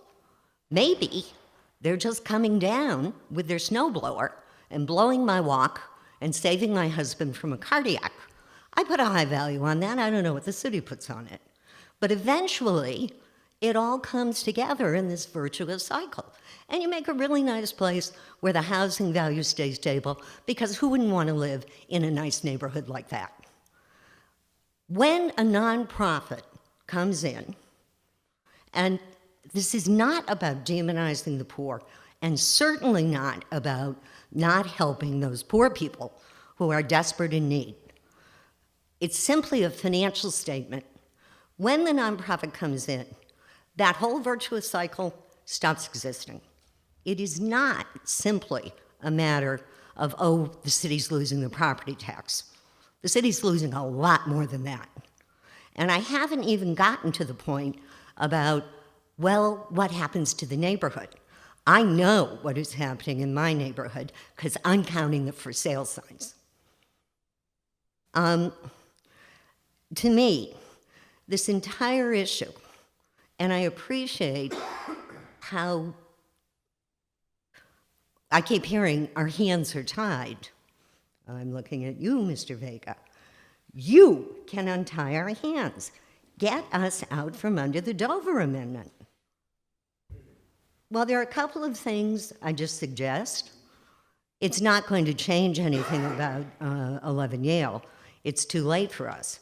But the rest of Ward 7, which looks like it might at any minute become Rehab Central because we have great big houses, and the economies of scale are let's put 16 people in them because that's the max.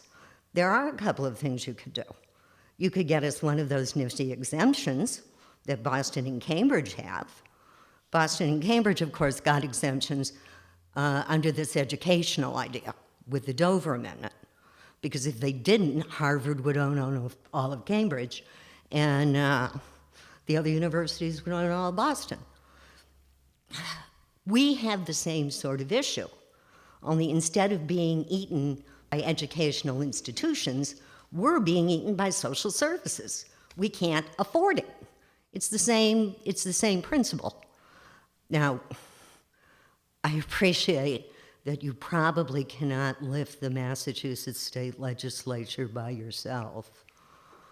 But the other thing that perhaps we could do is we are not the only community enduring this problem. There have been many lawsuits, and I think I've read every one of them. We all lost. By the small towns, by Fitchburg, by Lawrence, by whatever, on this very issue of the Dover Amendment. So if you can't get an exemption, couldn't we all band together and get the legislature to explain that this amendment, which was written in 1950, and forces the city not just to accept anything in social services as educational, but also to give preference to these institutions. Couldn't the legislature either amend or clarify the term educational? Because that is what the 16-bed medical facility, which is I'm surprised you don't have the term because we all got it at the meet and greet. It is a 16-bed facility that will deal with the dual issues of mental illness and substance abuse. And it is done on a grant from the Charlie Baker Initiative, announced with great fanfare. And it's under a contract by Mental Health Association. And they're gonna run it. And they had a meet and greet where, I'm sorry, they gave us a lot of misinformation. Starting with this business of over 9 years, they have a 5-year contract. And I know this because we went and we got the entire request for proposals, which is public information and available on the web. but we didn't get the contract because that's not public. So there's no way of knowing how accountable they are. And I'm sorry, I'm taking up a lot of time. But I didn't do a whole lot of dumping, so thank you. Sorry.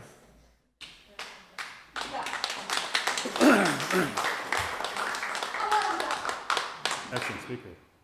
The next person, Mr. Foley. Good evening. So my name is Kip Foley. I live at 90 Pleasant Street. I've had the pleasure of serving on several economic development boards in the city. HEDIC with Councilor McGovern. I'm on Community Preservation Committee with Councilor Sullivan, which I view as a economic development board in many ways. I also sat on the Innovation District Task Force many years ago when the computer center was coming in.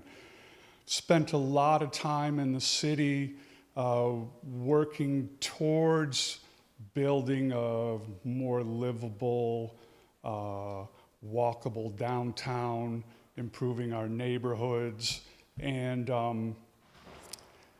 in my experience, I cannot think of any single thing that would destabilize a neighborhood, and without exaggeration, I think in many ways this whole city, than this proposed 16-room mental health facility. I hear the words group home used, and I'm not sure the exact definition of a group home, but I don't think this is it. 16-bedroom mental health facility in a well-established and very stable residential neighborhood in this city that contributes significantly to the tax base. I'd ask that we give consideration to not just the loss of the taxes from 11 Yale Street, which are not insignificant, but I think they are paled by comparison with the tax base of the abutting properties in the neighborhood that will be significantly devalued. I think you will have a lot of people fleeing that neighborhood. I think we have a real estate broker that can probably speak to what's happening already as a result of this just proposed. The other point that I would like to make is that they seem to be exempting themselves from local zoning and building codes by claiming that this facility qualifies under the Dover Amendment. I'm not an attorney, but I have done a little bit of reading, and I want to read to you a recent opinion of Superior Court Judge Cornelius Moriarty, who we all know is a Holyoke native. And he said, quote, or wrote, quote, "The Dover Amendment protects only those uses of land that have as their bona fide goal something that can be reasonably described as educationally significant. Entities cannot engraft an educational component onto a project to get protection under the amendment," which in my opinion seems to be exactly what MHA is trying to do. I don't think they refer to these people that will be living in these 16 beds as students. They're patients. And I would ask that we do more research on that. I would also ask that there seems to me in this room, on that side of the railing, a certain resignation that there's nothing we can do about this. We are getting dumped on by the state again, and we have no power. I would ask you to keep your minds open and to do the work, and let's work together, because this is a significant threat to the city. Thank you.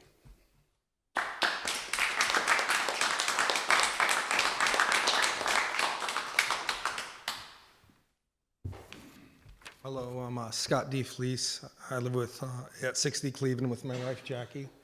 We're longtime residents of the community. We've been living in Holyoke for 27 years, and I think we've supported the community and always have been proponents of the community. I get the feeling a little bit like on this issue, the city is like the frog in the pot of boiling water. And so what I'd like to do is sort of open the aperture a little bit of what actually we're confronting here, right? So, the big pharma companies made billions of dollars pushing a product into the marketplace, and now our legislators and our government came to us and said, hey, could you give us the money to fix the problem? So we did. We shelled out. We in our federal and our state taxes, we've now contributed to the problem. And now we're being asked again to house and solve the problem. I think a couple of things we need to consider is really the magnitude of what we're going to be confronted with. This isn't business as usual. This isn't keep your head down, try to get around the politics, oh, it's just another group home. This isn't just another group home, right? This is a medical facility in our community and with direct plans to have actually substantial expansion in our community. The MHA representative said directly to us, we've identified Holyoke and your neighborhood as a great place because it works for our business model. And their business model basically comes down to the more rooms they have, the more profitable the enterprise. Now, of course, we did a little research on MHA, and we did find that for each one of their nonprofits, they happen to have a for-profit entity doing management services. And we did find out that the CEO of that company is not making $60,000 a year. She's not making 90. She's making hundreds of thousands of dollars a year. So this is a perfectly legal, legitimate enterprise that happens to be making lots of money. Is it ethical? Is it right? Or is it legal? I mean, this is part of the question. So I really think we are now confronted with a potential for a massive influx. And if we just sit there and say, okay, this is business as usual, we're not going to fight the political battle. It doesn't suit our purpose today. I think I agree with Kip. This is actually an existential question for this city. This isn't just, oh, we have another little problem. So I know the citizens that, in our community are really up in arms about this. I mean, we're to the point where we are starting to organize. We are to the point where we're starting to put money together. We're at the point where we have to really consider litigation. We have the point where we can't allow this to happen because to us, in our neighborhood, it's theft. It is theft. When someone moves into our community and now I have to sell my house for $100,000 less, and the CEO of some company pockets $100,000 in her pocket, that's theft. And I expect that our representatives understand that and take action because it's not just theft for us immediate butters, right? It's the Highlands and it's a big part of the tax base. And you want new schools, we want to make investment. I come in here and I look at the walls. The walls need repaired. This is clearly a city that needs cash. And if we can't take action to defend our tax base, then what are we here for? We should be focusing on the development of the business in an economically positive way and not just blindly taking step after step after step toward decline. So I urge this city council to take strong action to oppose this because it is an existential issue for the city. And if you don't, I think in 50 years from now, 20 years from now, we'll look back and say that was the critical decision. They chose not to fight and they relented. Thank you.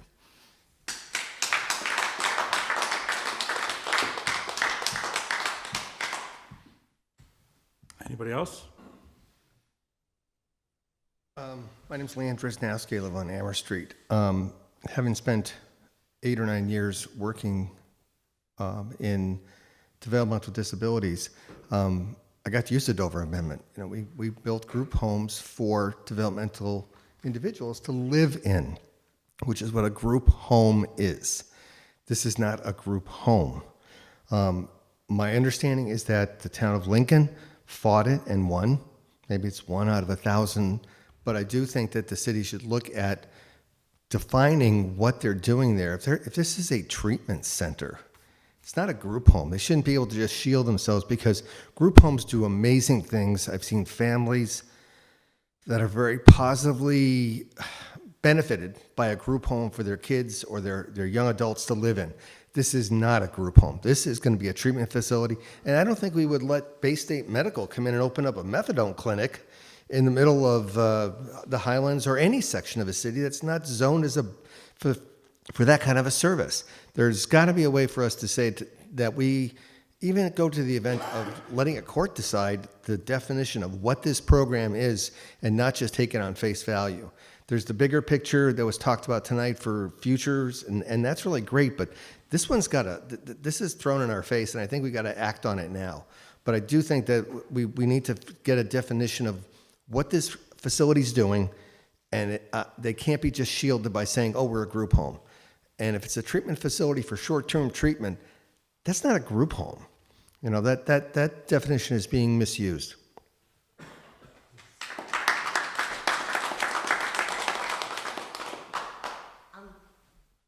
Excuse me. Yes. I mean, to everything you're saying, yes. Except I did do a fair amount of research on this, and I read the case text on the, where are you? There you are. I've read this case text on Regis College versus the City of Weston. And that was for a luxury residential project developed by the Sisters of St. Joseph. They wanted to use their project to do a thing for elder care, and they were trying to get it under the Dover Amendment by saying, but it'll be educational. We have classes. And the case you're referring to was one asking for summary judgment, and the quote is in there, saying you can't just call it educational because it is, or you're laying onto it. And so it was remanded back to the land court.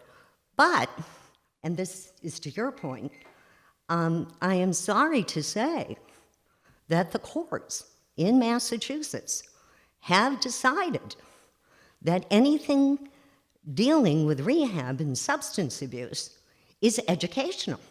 And I refer you to, I could give you numerous cases, but the gold standard usually is Fitchburg. I mean, what we're dealing with here is what everybody here thinks of as educational is not, in legal world, educational. So I return to my point, the only people who can change the definition is, I'm so sorry, the legislature. You guys have to change the interpretation. And yes, that's going to take years. Good luck. I'm not arguing. Just want to add something. Who's next?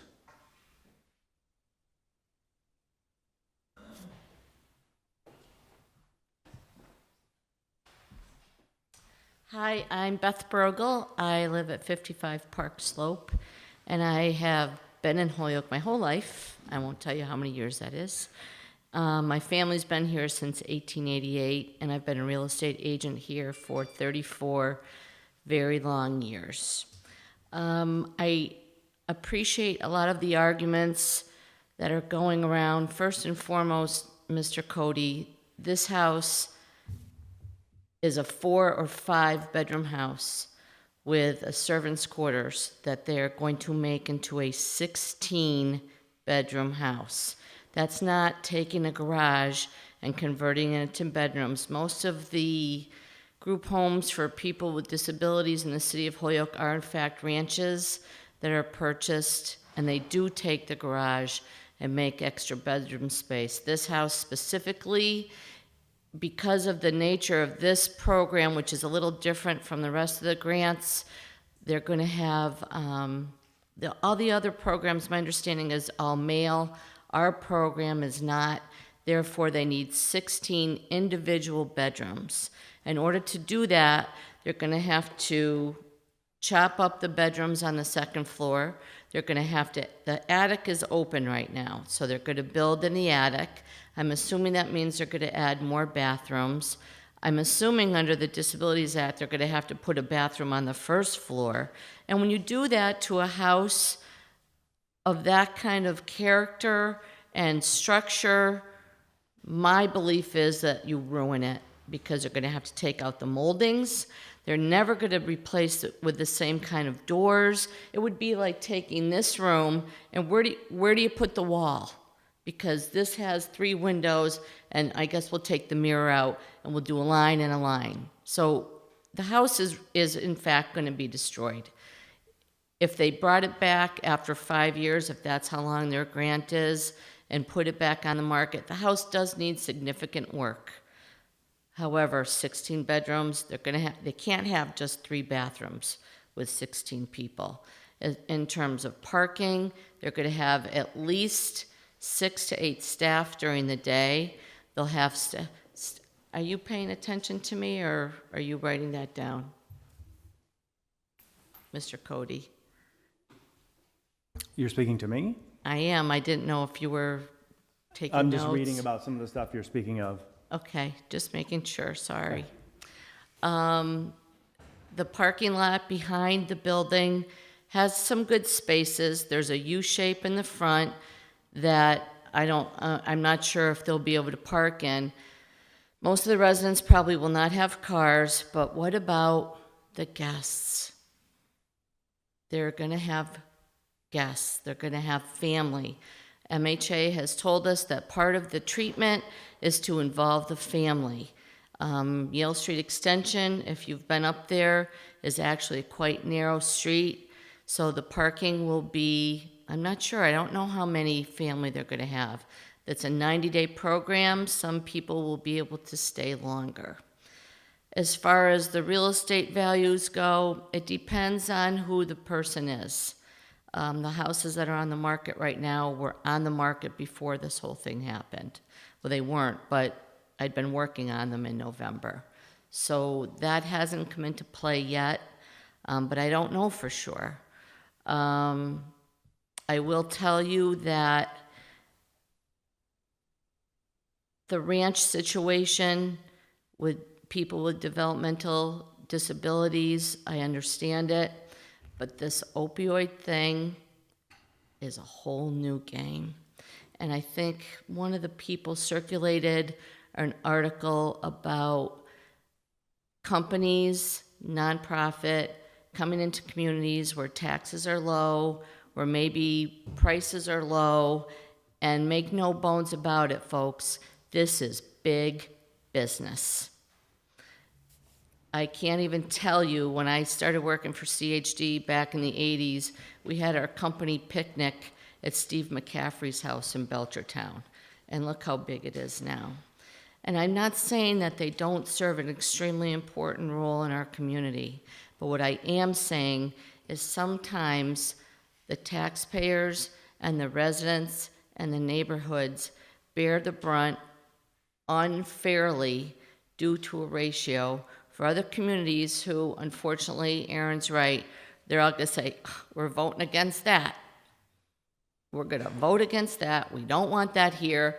Give it to Holyoke, give it to Lawrence, give it to Fishburg, give it to whatever other gateway city that we have. We're maxed out. I heard through the real estate grapevine that the ranch next to Barbara Bernard was sold to a mental health facility. How many more are we going to have? We already have a lot. And I really think that it's not a matter of fairness. It goes beyond that. And I hope that, I think Aaron had a great idea, getting the other gateway cities involved, but it's really going to take a community effort as well as sincere effort from everybody on that side. And I appreciate you all being here tonight, because this could be, as Mr. DeFelice said, the moment where we look back and say, oh boy. And Kathy's right. It's not just a person. It's not just a husband, a wife, 2 wives, 2 husbands, 16 kids, or as Mr. Cody said to me, don't worry, it's just like having an Irish family move next to you. I thought, it's community.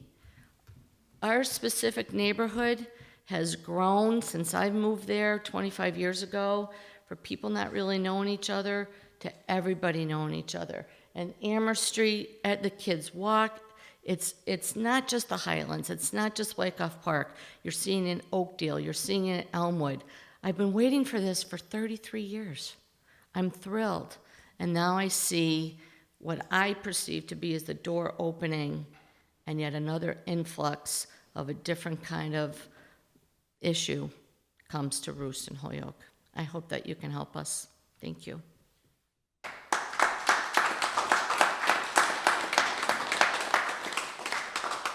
Who's next?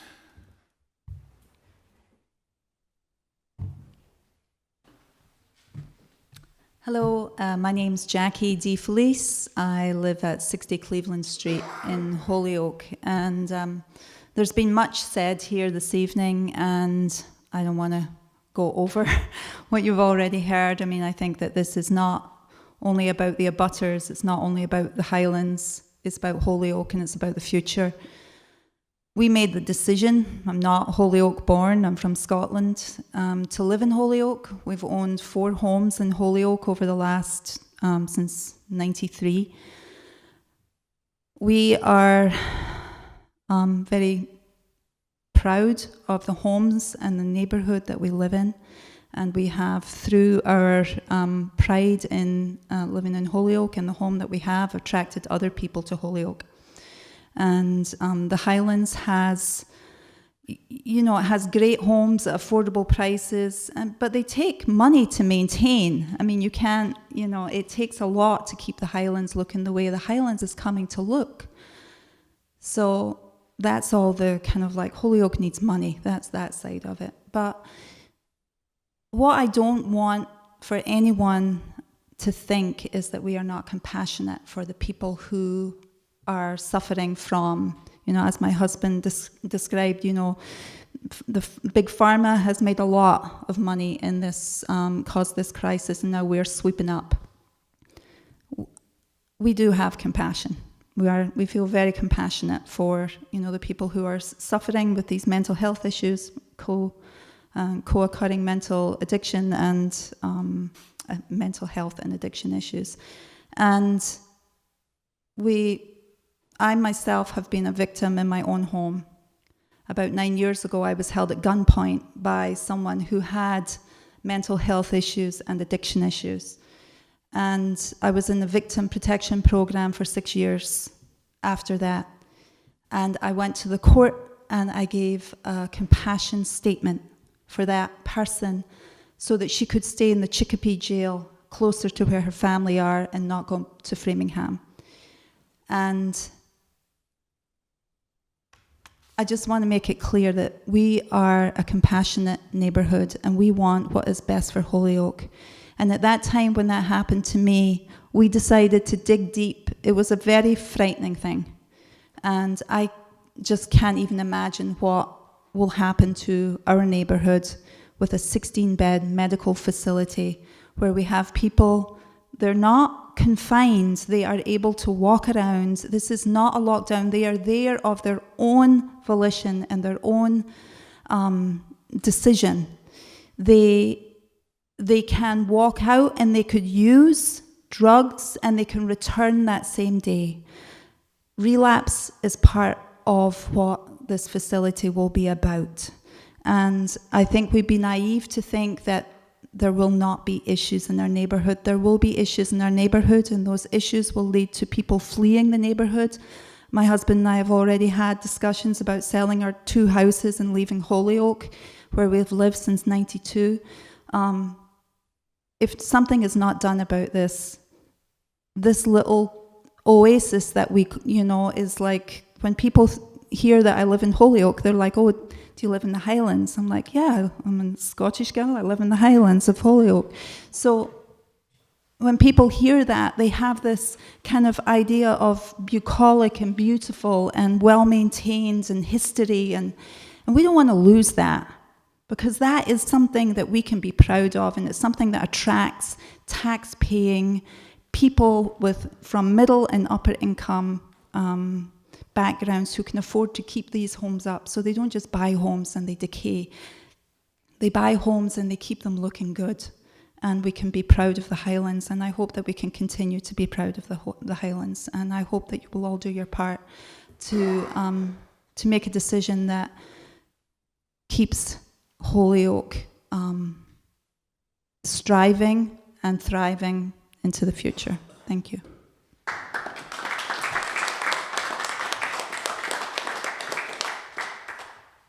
Who's next?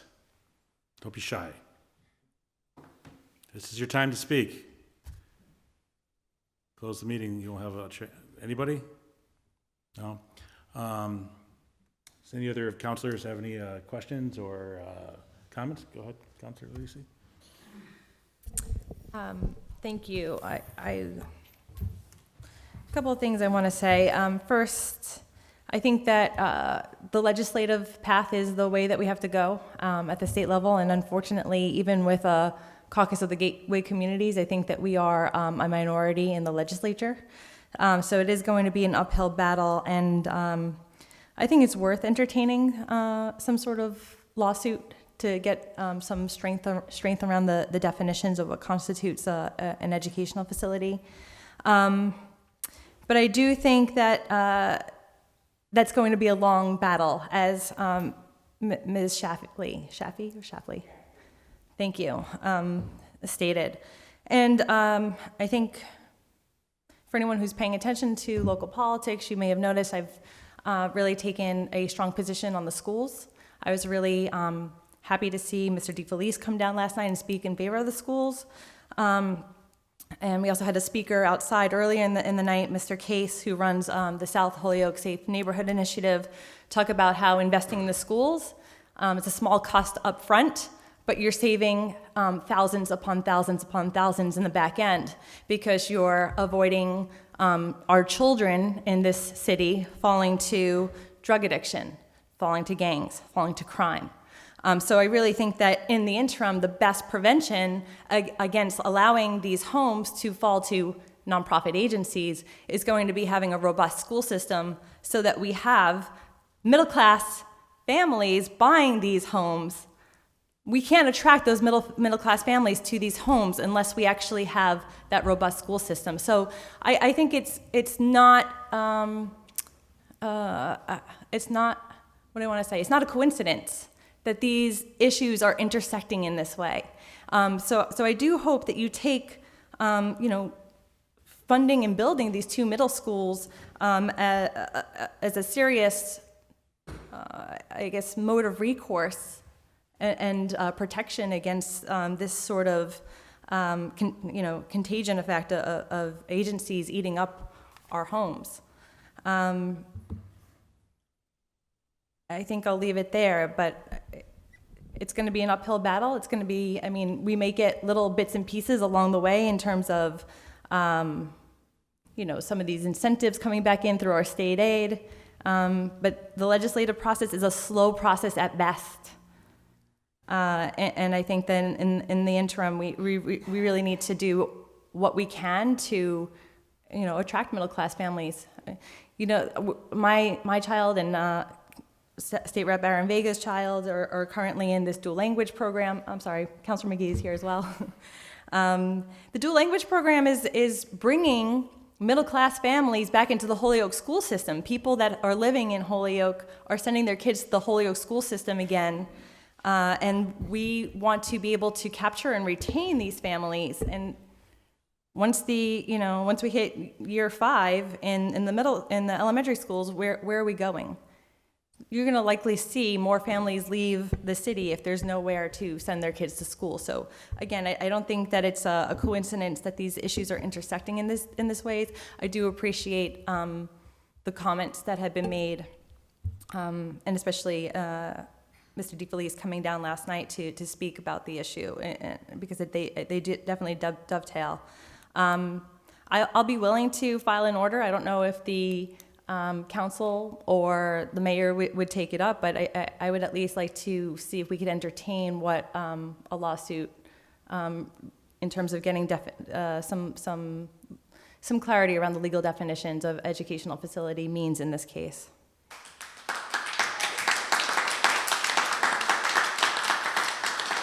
Go ahead, Councilor McGee. Yeah, and yes, I do have kids in the dual language at Ian White. To me, I am an attorney by practice. I'm a boring tax attorney, but I also worked at Bacon and Wilson for litigation and everything else. So, not a stranger to it. Not a stranger to litigation. If you look at the tenure on the city council, we just settled a lawsuit. The school's being sued, and we put in about $500,000 to settle. Because one of the perceptions out there is that if you file a lawsuit, you might not win, but you might get a settlement. You might get something out of it. So the perception is always maybe you don't win, but at least you can try and send a message or get something out of it. So to me, the reason I filed these orders is to get the discussion started. We may not win, but at least we can try and get something out of it. I will file an order to have the legislature redefine the scope of education. I know that's going to take a while, but I will ask that we file a lawsuit with regards to this facility. Probably not going to win. Oh, hold on. I'm not looking for clapping or anything like that, because if you were here over the last couple months, we put a lot of effort with regards to the school. Whether you're for or against the school is irrelevant. The amount of time that went into it to discuss the potential that it'll have for the city, and then taking that vote, and the community ultimately will have to take the ultimate vote, that is a big commitment. If it is approved, it is a huge commitment to the city. Therefore, I think it's justified that we put this commitment in there, because it is true about Steiger. They're trying, and I'm not sure if it's been confirmed or signed off on it, they're trying to put another group home up on Steiger. Why do I know that? Because a family member of mine put a bid in for the house, and the state came in with the exact same bid, and potentially, once again, this is all up for debate, they went with the state side, because it's either to get the money from the state than from the bank. That's what we were told. When will it end? Well, it ends if the city takes a proactive stance and says, no more. Once again, it's not, and it was perfectly put out here, that we're not trying to beat up on people that need help. We're not. This city, if you look at the record, has been helping people time and time again. Other communities are not. It's not the burden of Holyoke alone. So I'm not saying, hey, don't come here, we don't want to help you. What I'm saying is, put the brakes on. Let everyone else help us. And Councilor Leese put it out correctly, we're trying to put in new schools. One of the biggest issues is we can't even get a reimbursement that's justifiable. That's the big problem. But yet we can take on all these other issues. Let's file the lawsuit not to take a shot at people that need help, but to have others say, enough is enough. Go elsewhere, in the sense of spread out the help throughout the Commonwealth. That is my plan. I'm not going to lie to you. We most likely will lose, but at least we send the message. If you come here, just like when people try to sue us, there might be a settlement, we're going to fire back. That's my goal. We're going to fire back to say enough is enough. And they might win each and every time, but at least if we can send in the message, maybe they'll start saying, let's not go there. We'll go elsewhere. So I am going to file an order to have Representative Vega and Senator Humison file legislation to redefine the scope. Once again, it's an uphill battle. They know it. We all know it. But at the same time, I will be filing, if anyone wants to sign on, that we at least seek legal action to try and send a message that, enough is enough. That's where I stand. Yep. Thank you, and Todd, you can put my name on that as well. and I know the wording will be acceptable being you're an attorney and I'm not. So my first question would be, Crystal, when we file a lawsuit, at that point, and Todd, you can jump in, is it possible to get a temporary injunction to stop anything from going forward until the suit is settled? And the second piece of this would be, as other entities have done to us, as exampled in the Essex House, which I will continue to plug away at every chance I get, tie them up in court for 5 years. If that's the case, their grant money will have expired.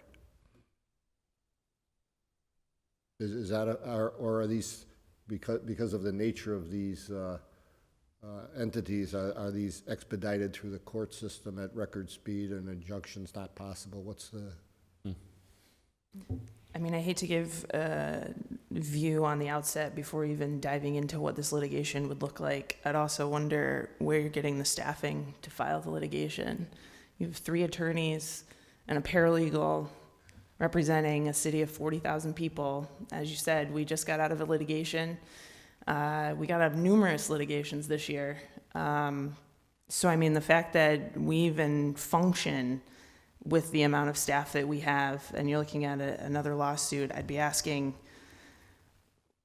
where we're getting the time and resources and staff. I mean, we'll certainly go to battle for you. We're here to serve the city, and we'll do what you need. But a lawsuit like this could certainly shut down our department. And what would you estimate a cost, preliminary expenses to get the ball rolling for outside counsel? It would depend on the outside counsel, and it would depend on what this litigation looks like and where it goes. But there's no telling. Like I said, I mean, we'll certainly look into it. We're here to do our job and do it well. We certainly take pride in what we do for the city, and we'll go to bat for you as many times as we need to. So I'm not saying we're not up for the challenge, but I can tell you that it's certainly an uphill battle. And if the neighbors were to file a suit, are there things the city could do to support it? It's something we'd have to look into. I don't know. I mean, there's ways of people banding together and filing lawsuits. Like I said, without knowing what that litigation looks like, it's hard for me to say where they could go and how we could assist, or if we start it and maybe the state assists us. I don't know. So I don't have too much information without really diving in and figuring out what this looks like. Okay, and Damien, I was a little, one minute, please. Surprised, because in the neighborhood meetings we had, I knew it was 16 individuals. I didn't realize until I heard twice tonight that the modification was for 16 separate bedrooms. So those kind of modifications, it's almost surely they've got to come before the pull permits and stuff like that. How do you, in a single family house, are there some sort of building code regulations that would prohibit that kind of a build-out in that amount of square spaces, square footage house? I know we had talked about the square foot per bed being, I think, 8 by 10 or something, but now we're talking 16 separate bedrooms. So, I don't know, again, because we don't have an application before us about what exactly is happening in this particular property. Typically, if it's 8 bedrooms, they keep 8 bedrooms, and you can bunk people. They share a room. I don't see many cases where they subdivide the rooms into small rooms, but there is minimum requirements for habitation again. So there's a formula. It's, your first person is 200 square feet. Every additional might be 70 or something. In mostly every case, I can only think of one in the city where we've run into where they wanted to put in more folks into a room than they could by the code, and we had to tell them no. But all the other, again, annual inspections we do, we've never run into anyone where it's been an issue. I hear that part. What I'm saying is if they're not talking about putting 2 people per bedroom in an 8-bedroom house, now you're talking 16 separate bedrooms, 16 separate means of egress. Do they even have to have 2 separate means of egress from each bedroom? No. Just like a hotel doesn't have 2 means of egress when you go to the 70th floor. You know, you have one door, you get to the hallway and you go left or right. It's no different. The requirements, again, as a single-family home, if they can make it work and put 16 bedrooms in, they can have them just like anyone else can. A lot of these houses, again, have existed with 10 bedrooms, 12 bedrooms for 150 years before they became a group home. And in most cases, they don't change. If this one's changing, I don't know about that yet. I guess we'll find out at some point. But it's got to be within the limits of the building code. If they're renovating the attic, as they say, they have to meet the minimum height requirements and the travel distances and all that. But it's difficult because single-family homes have probably the least amount of requirements or building codes. They're the most lenient to allow people to do, you know, whatever they do. Okay, thank you. Go ahead. Yeah, just two things to start with, and the grant funding, Aaron, is kind of the first thing I want to emphasize. So, does that come through the legislature, or that just come through a department? Comes from the governor. Okay. EPH. Okay. And legislature has no control on the regulation there or anything like that? Governor and DPH, the RFP went out. Okay. And the 16 organizations applied answered the RFP. And no restrictions on where they could do these, to your knowledge? We never saw the RFP. All I saw when this came to my attention when Beth, I think Beth was the first person that emailed me, and had the press release. Okay. Announcing the 16 locations. I'm not sure how many there was. So announcing the program, 26. And is there a certain amount of for each facility that they get for 10 years? Is that what you're saying? No, each one is different. So ours is, this one proposed in Holyoke is a 16-bed, dual diagnosed LGBT step-down program, in my understanding, because like I said, it's 90 days, up to 90 days, maybe longer. They're all different. Some were physical disabilities, some were mental disabilities, some were also dual diagnosed. So this was put out by the governor and DPH. I mean, we give DPH funds to do this, but we don't then regulate it. And I have some family personal experience, I will just tell you. I mean, I've seen very successful operations, but they were in a more secluded area where there was independence, but the independence was more natural. Mm-hmm. There were mountains to climb and woods to walk through and things along that lines, and it was very successful. I mean, not perfectly successful, but very successful. But it would seem to me like, and again, I'm certainly not anything in terms of knowledge like an expert, but it would seem to me, based on that experience that I saw and observed, that environment provided a better potential for avoiding the potential of relapsing.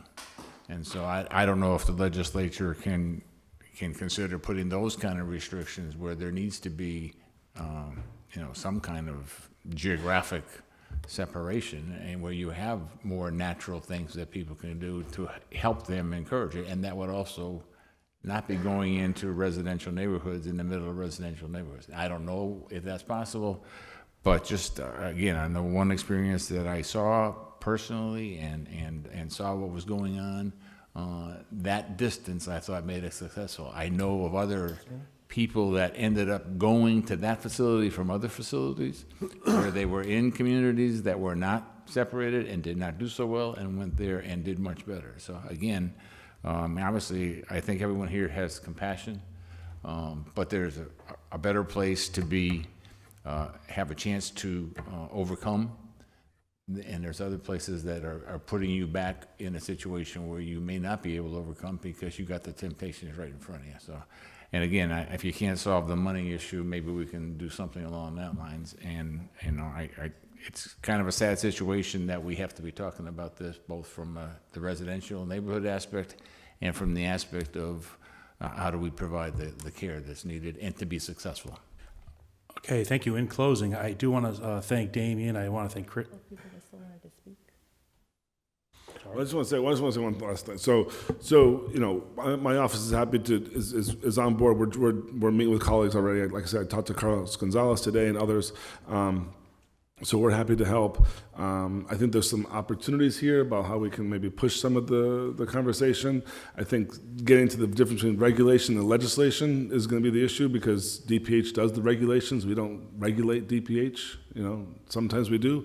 But I think, you know, I don't know if you're going to close this order or file another one, but I think you should invite DPH and MHA, thank you. I haven't had dinner, so I'm fading out. You mentioned the lawyer, so I think that this has to continue. And perhaps also, if we get the data on, you know, what are the numbers in South Hadley or Chicopee, Springfield for sure, maybe going to President McGee's comment, maybe it's not Holyoke alone. I mean, it's better not go this alone. We already know Springfield's concerned about this. Like, they have one street where they have 5 of these on one home. Well, 5 of these on one street.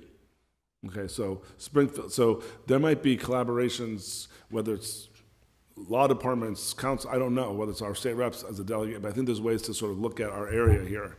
You know, if we can reach out to the city solicitor in Westfield and Springfield and Chicopee and say, are you guys, what are you guys hearing on this? So there might be a way to build a little bit of a coalition here. And I don't know if there's a way to sort of pause it or put an injunction, as Councilor Sullivan said. But I would say that if we did, or if there was a delay for any other reason, the grant funding didn't start now. I mean, I think the 5 years of grant funding is for whenever it's up and running. So if we, in theory, delayed them 2 years, then they still have 5 years of grant funding. I don't think the grant funding, started yet. They haven't gotten the checks per se. I think they have the money to start doing what they're doing now to buy the home and whatnot, but I think that there's, they're guaranteed 5 years of programming. So just putting that out there. That, the idea of holding them up in court for 5 years, oh, it's done. No, the money I think would still be there, perhaps, unless they decide to RFP it. So, I mean, and again, maybe there's someone, maybe I can reach out to someone, the government liaison at DPH, and try to get some more of these answers too. Okay, I know we closed the public comment, but I think I did see a hand go up. All right, we did close it, but we'll be very generous and you have to speak at the microphone. Thank you, I'm sorry. The injunction caused me to come up, the stay. The only way I have ever heard of any kind of injunction being brought is under a state audit. And I've looked at MHA's 990, and I'm sure it's perfectly legal, I'm sure it is, but the firm is worth a lot of money. And it has a for-profit arm where they do a lot of deals, at least as far as I can see on the public record. Like the for-profit arm, which does the construction, and will be paid for it under the state money grant. They can do, I think, up to $250,000 of renovation on the taxpayer dime, okay? I saw in the county registrar's office that they had just bought the mortgage for another property. And by the way, MHA owns the house. They didn't buy it with grant money. Their mortgage is with Florence Bank. But see, that mortgage is going to get paid off. And I don't know whether it's going to be paid off through payments to HUD or not, because it's impossible, because of privacy concerns, to get all the records, except under an audit. And that's the only way I know of an injunction where you can actually stop the thing. Excuse me, I'm sorry. Okay, so thank you very much. I want to hand this in for the record. This was the actual news release from the governor's office. April 4th, 2019, the Mass Department of Public Health will contract with 26 community-based treatment providers across the Commonwealth to open new specialized residential treatment programs to serve individuals with substance use and mental health disorders. And then it goes on to list them, and it is a good point that Springfield is having an issue because Springfield has 3 of them listed. Mental Health Association, Springfield, Mental Health Association, Springfield, Behavioral Health Association, Springfield. Then there's Greenfield, Roxbury, Taunton twice, Holyoke, Worcester a few times, Fall River, so on and so forth. So this, I'd like a copy of it to keep in my records. We have Ryan do that, but I give that for the record so that we can get it over to legal to contact those communities to say, you know, especially Springfield, you know, what can we do as a group? Make a motion to receive it and attach it to item number 7. Second. All in favor? Aye. You guys have it. And then just, point of order, if there's a list of communities that are being granted this money, that means that your gateway community population has just grown beyond the gateway community population. So you have additional allies now, depending on who and where these group homes are being cited. Does anybody else have any other questions, comments? Crystal? So it's certainly something I was going to look into. Mass Municipal Lawyers Association is a wonderful group of attorneys across the state, and we've come to know and love them. There's constant questions, and there's a beautiful listserv, and I mean, the things that come up in municipal law is a never-ending surprise.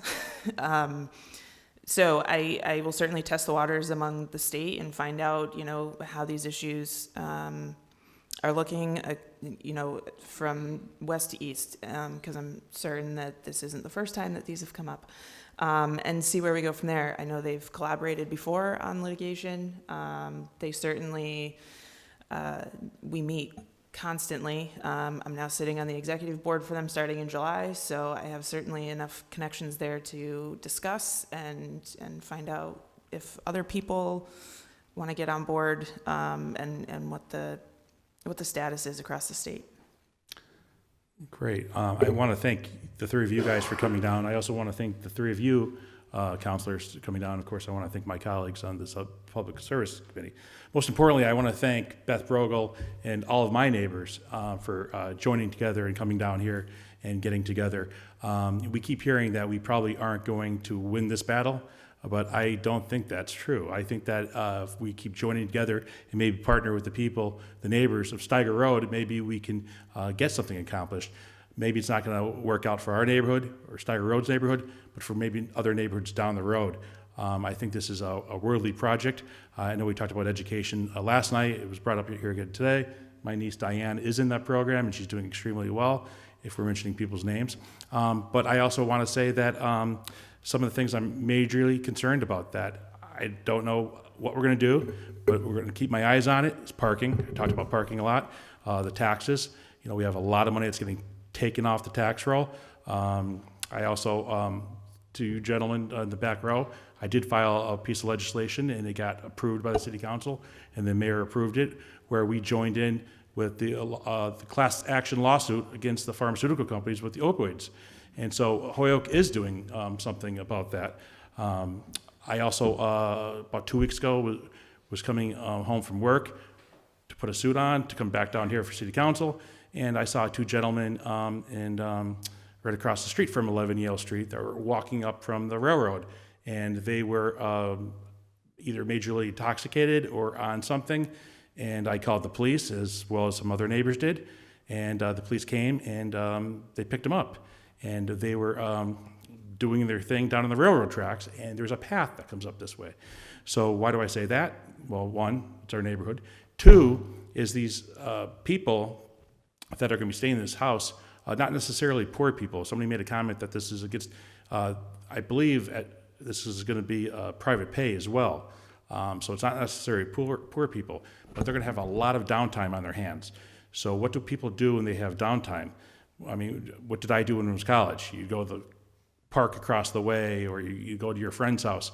Well, some of my concerns is with people that that are looking to do some things that probably aren't so good, are to be walking around the neighborhood. Is that true? I don't know. And that's the biggest cloud in the sky. Who knows? We don't know. So that concerns me. But the smoking, I don't want to see a bunch of people gathered around smoking. Like, once again, I said the driveway, the parking. You know, they bought the house. They're coming in. I want them to feel the heat of our emotion. I want them to know that we're motivated. I want them to know that we're going to be watching them. So having said that, I'm going to turn it over to Joe. Joe's going to make a motion. Mr. Chairman, if I could, on item number 7, suggest we refer a copy to the Law Department with the attachment that Councilor McGee gave us. And Crystal, if you could do just what you said you're going to do, a little bit of research, and refer that back to us so we can have a follow-up meeting and see where we are down the road a little bit and see if any progress has been made. So with that, I would make the motion to refer a copy to the Law Department. Second. All in favor? Aye. The ayes have it. And then make a motion to lay the original on the table. Aye. Second. All in favor? Aye. Aye. Aye. On item number 8, Mr. Chairman, I make a motion that the order's been complied with. This was an invitation for our state rep, our senator, to come in with representatives and respectively from the various departments within the city and a few people who aren't here. However, what I'd like to do is refer this to the full city council that we've complied with this order, but ask the full city council with our president to write a letter to adopt a resolution to give both Aaron, Don, and to send the resolution to the governor's office and probably to DBH also, showing them our concerns and write up everything that we've heard here this evening and let them know that this saturation, but that this just has to be a better way to do what we know is a needed service to people who are in dire need of this type of treatment, but at the same time, there's got to be a better way to do it. And I think, Aaron, that might help if we get the full city council and perhaps the mayor to sign off, so you have something, not just our voices, but something in writing. Second the motion? Second. All in favor? Aye. So that concludes this meeting. It doesn't conclude our progress and what we're going to do. But I, once again, just wanted to thank all of you guys for coming down here and being fantastic neighbors. So having said all that, I look for a motion to adjourn. So moved. All in favor? Aye. The ayes have it. Thank you very much.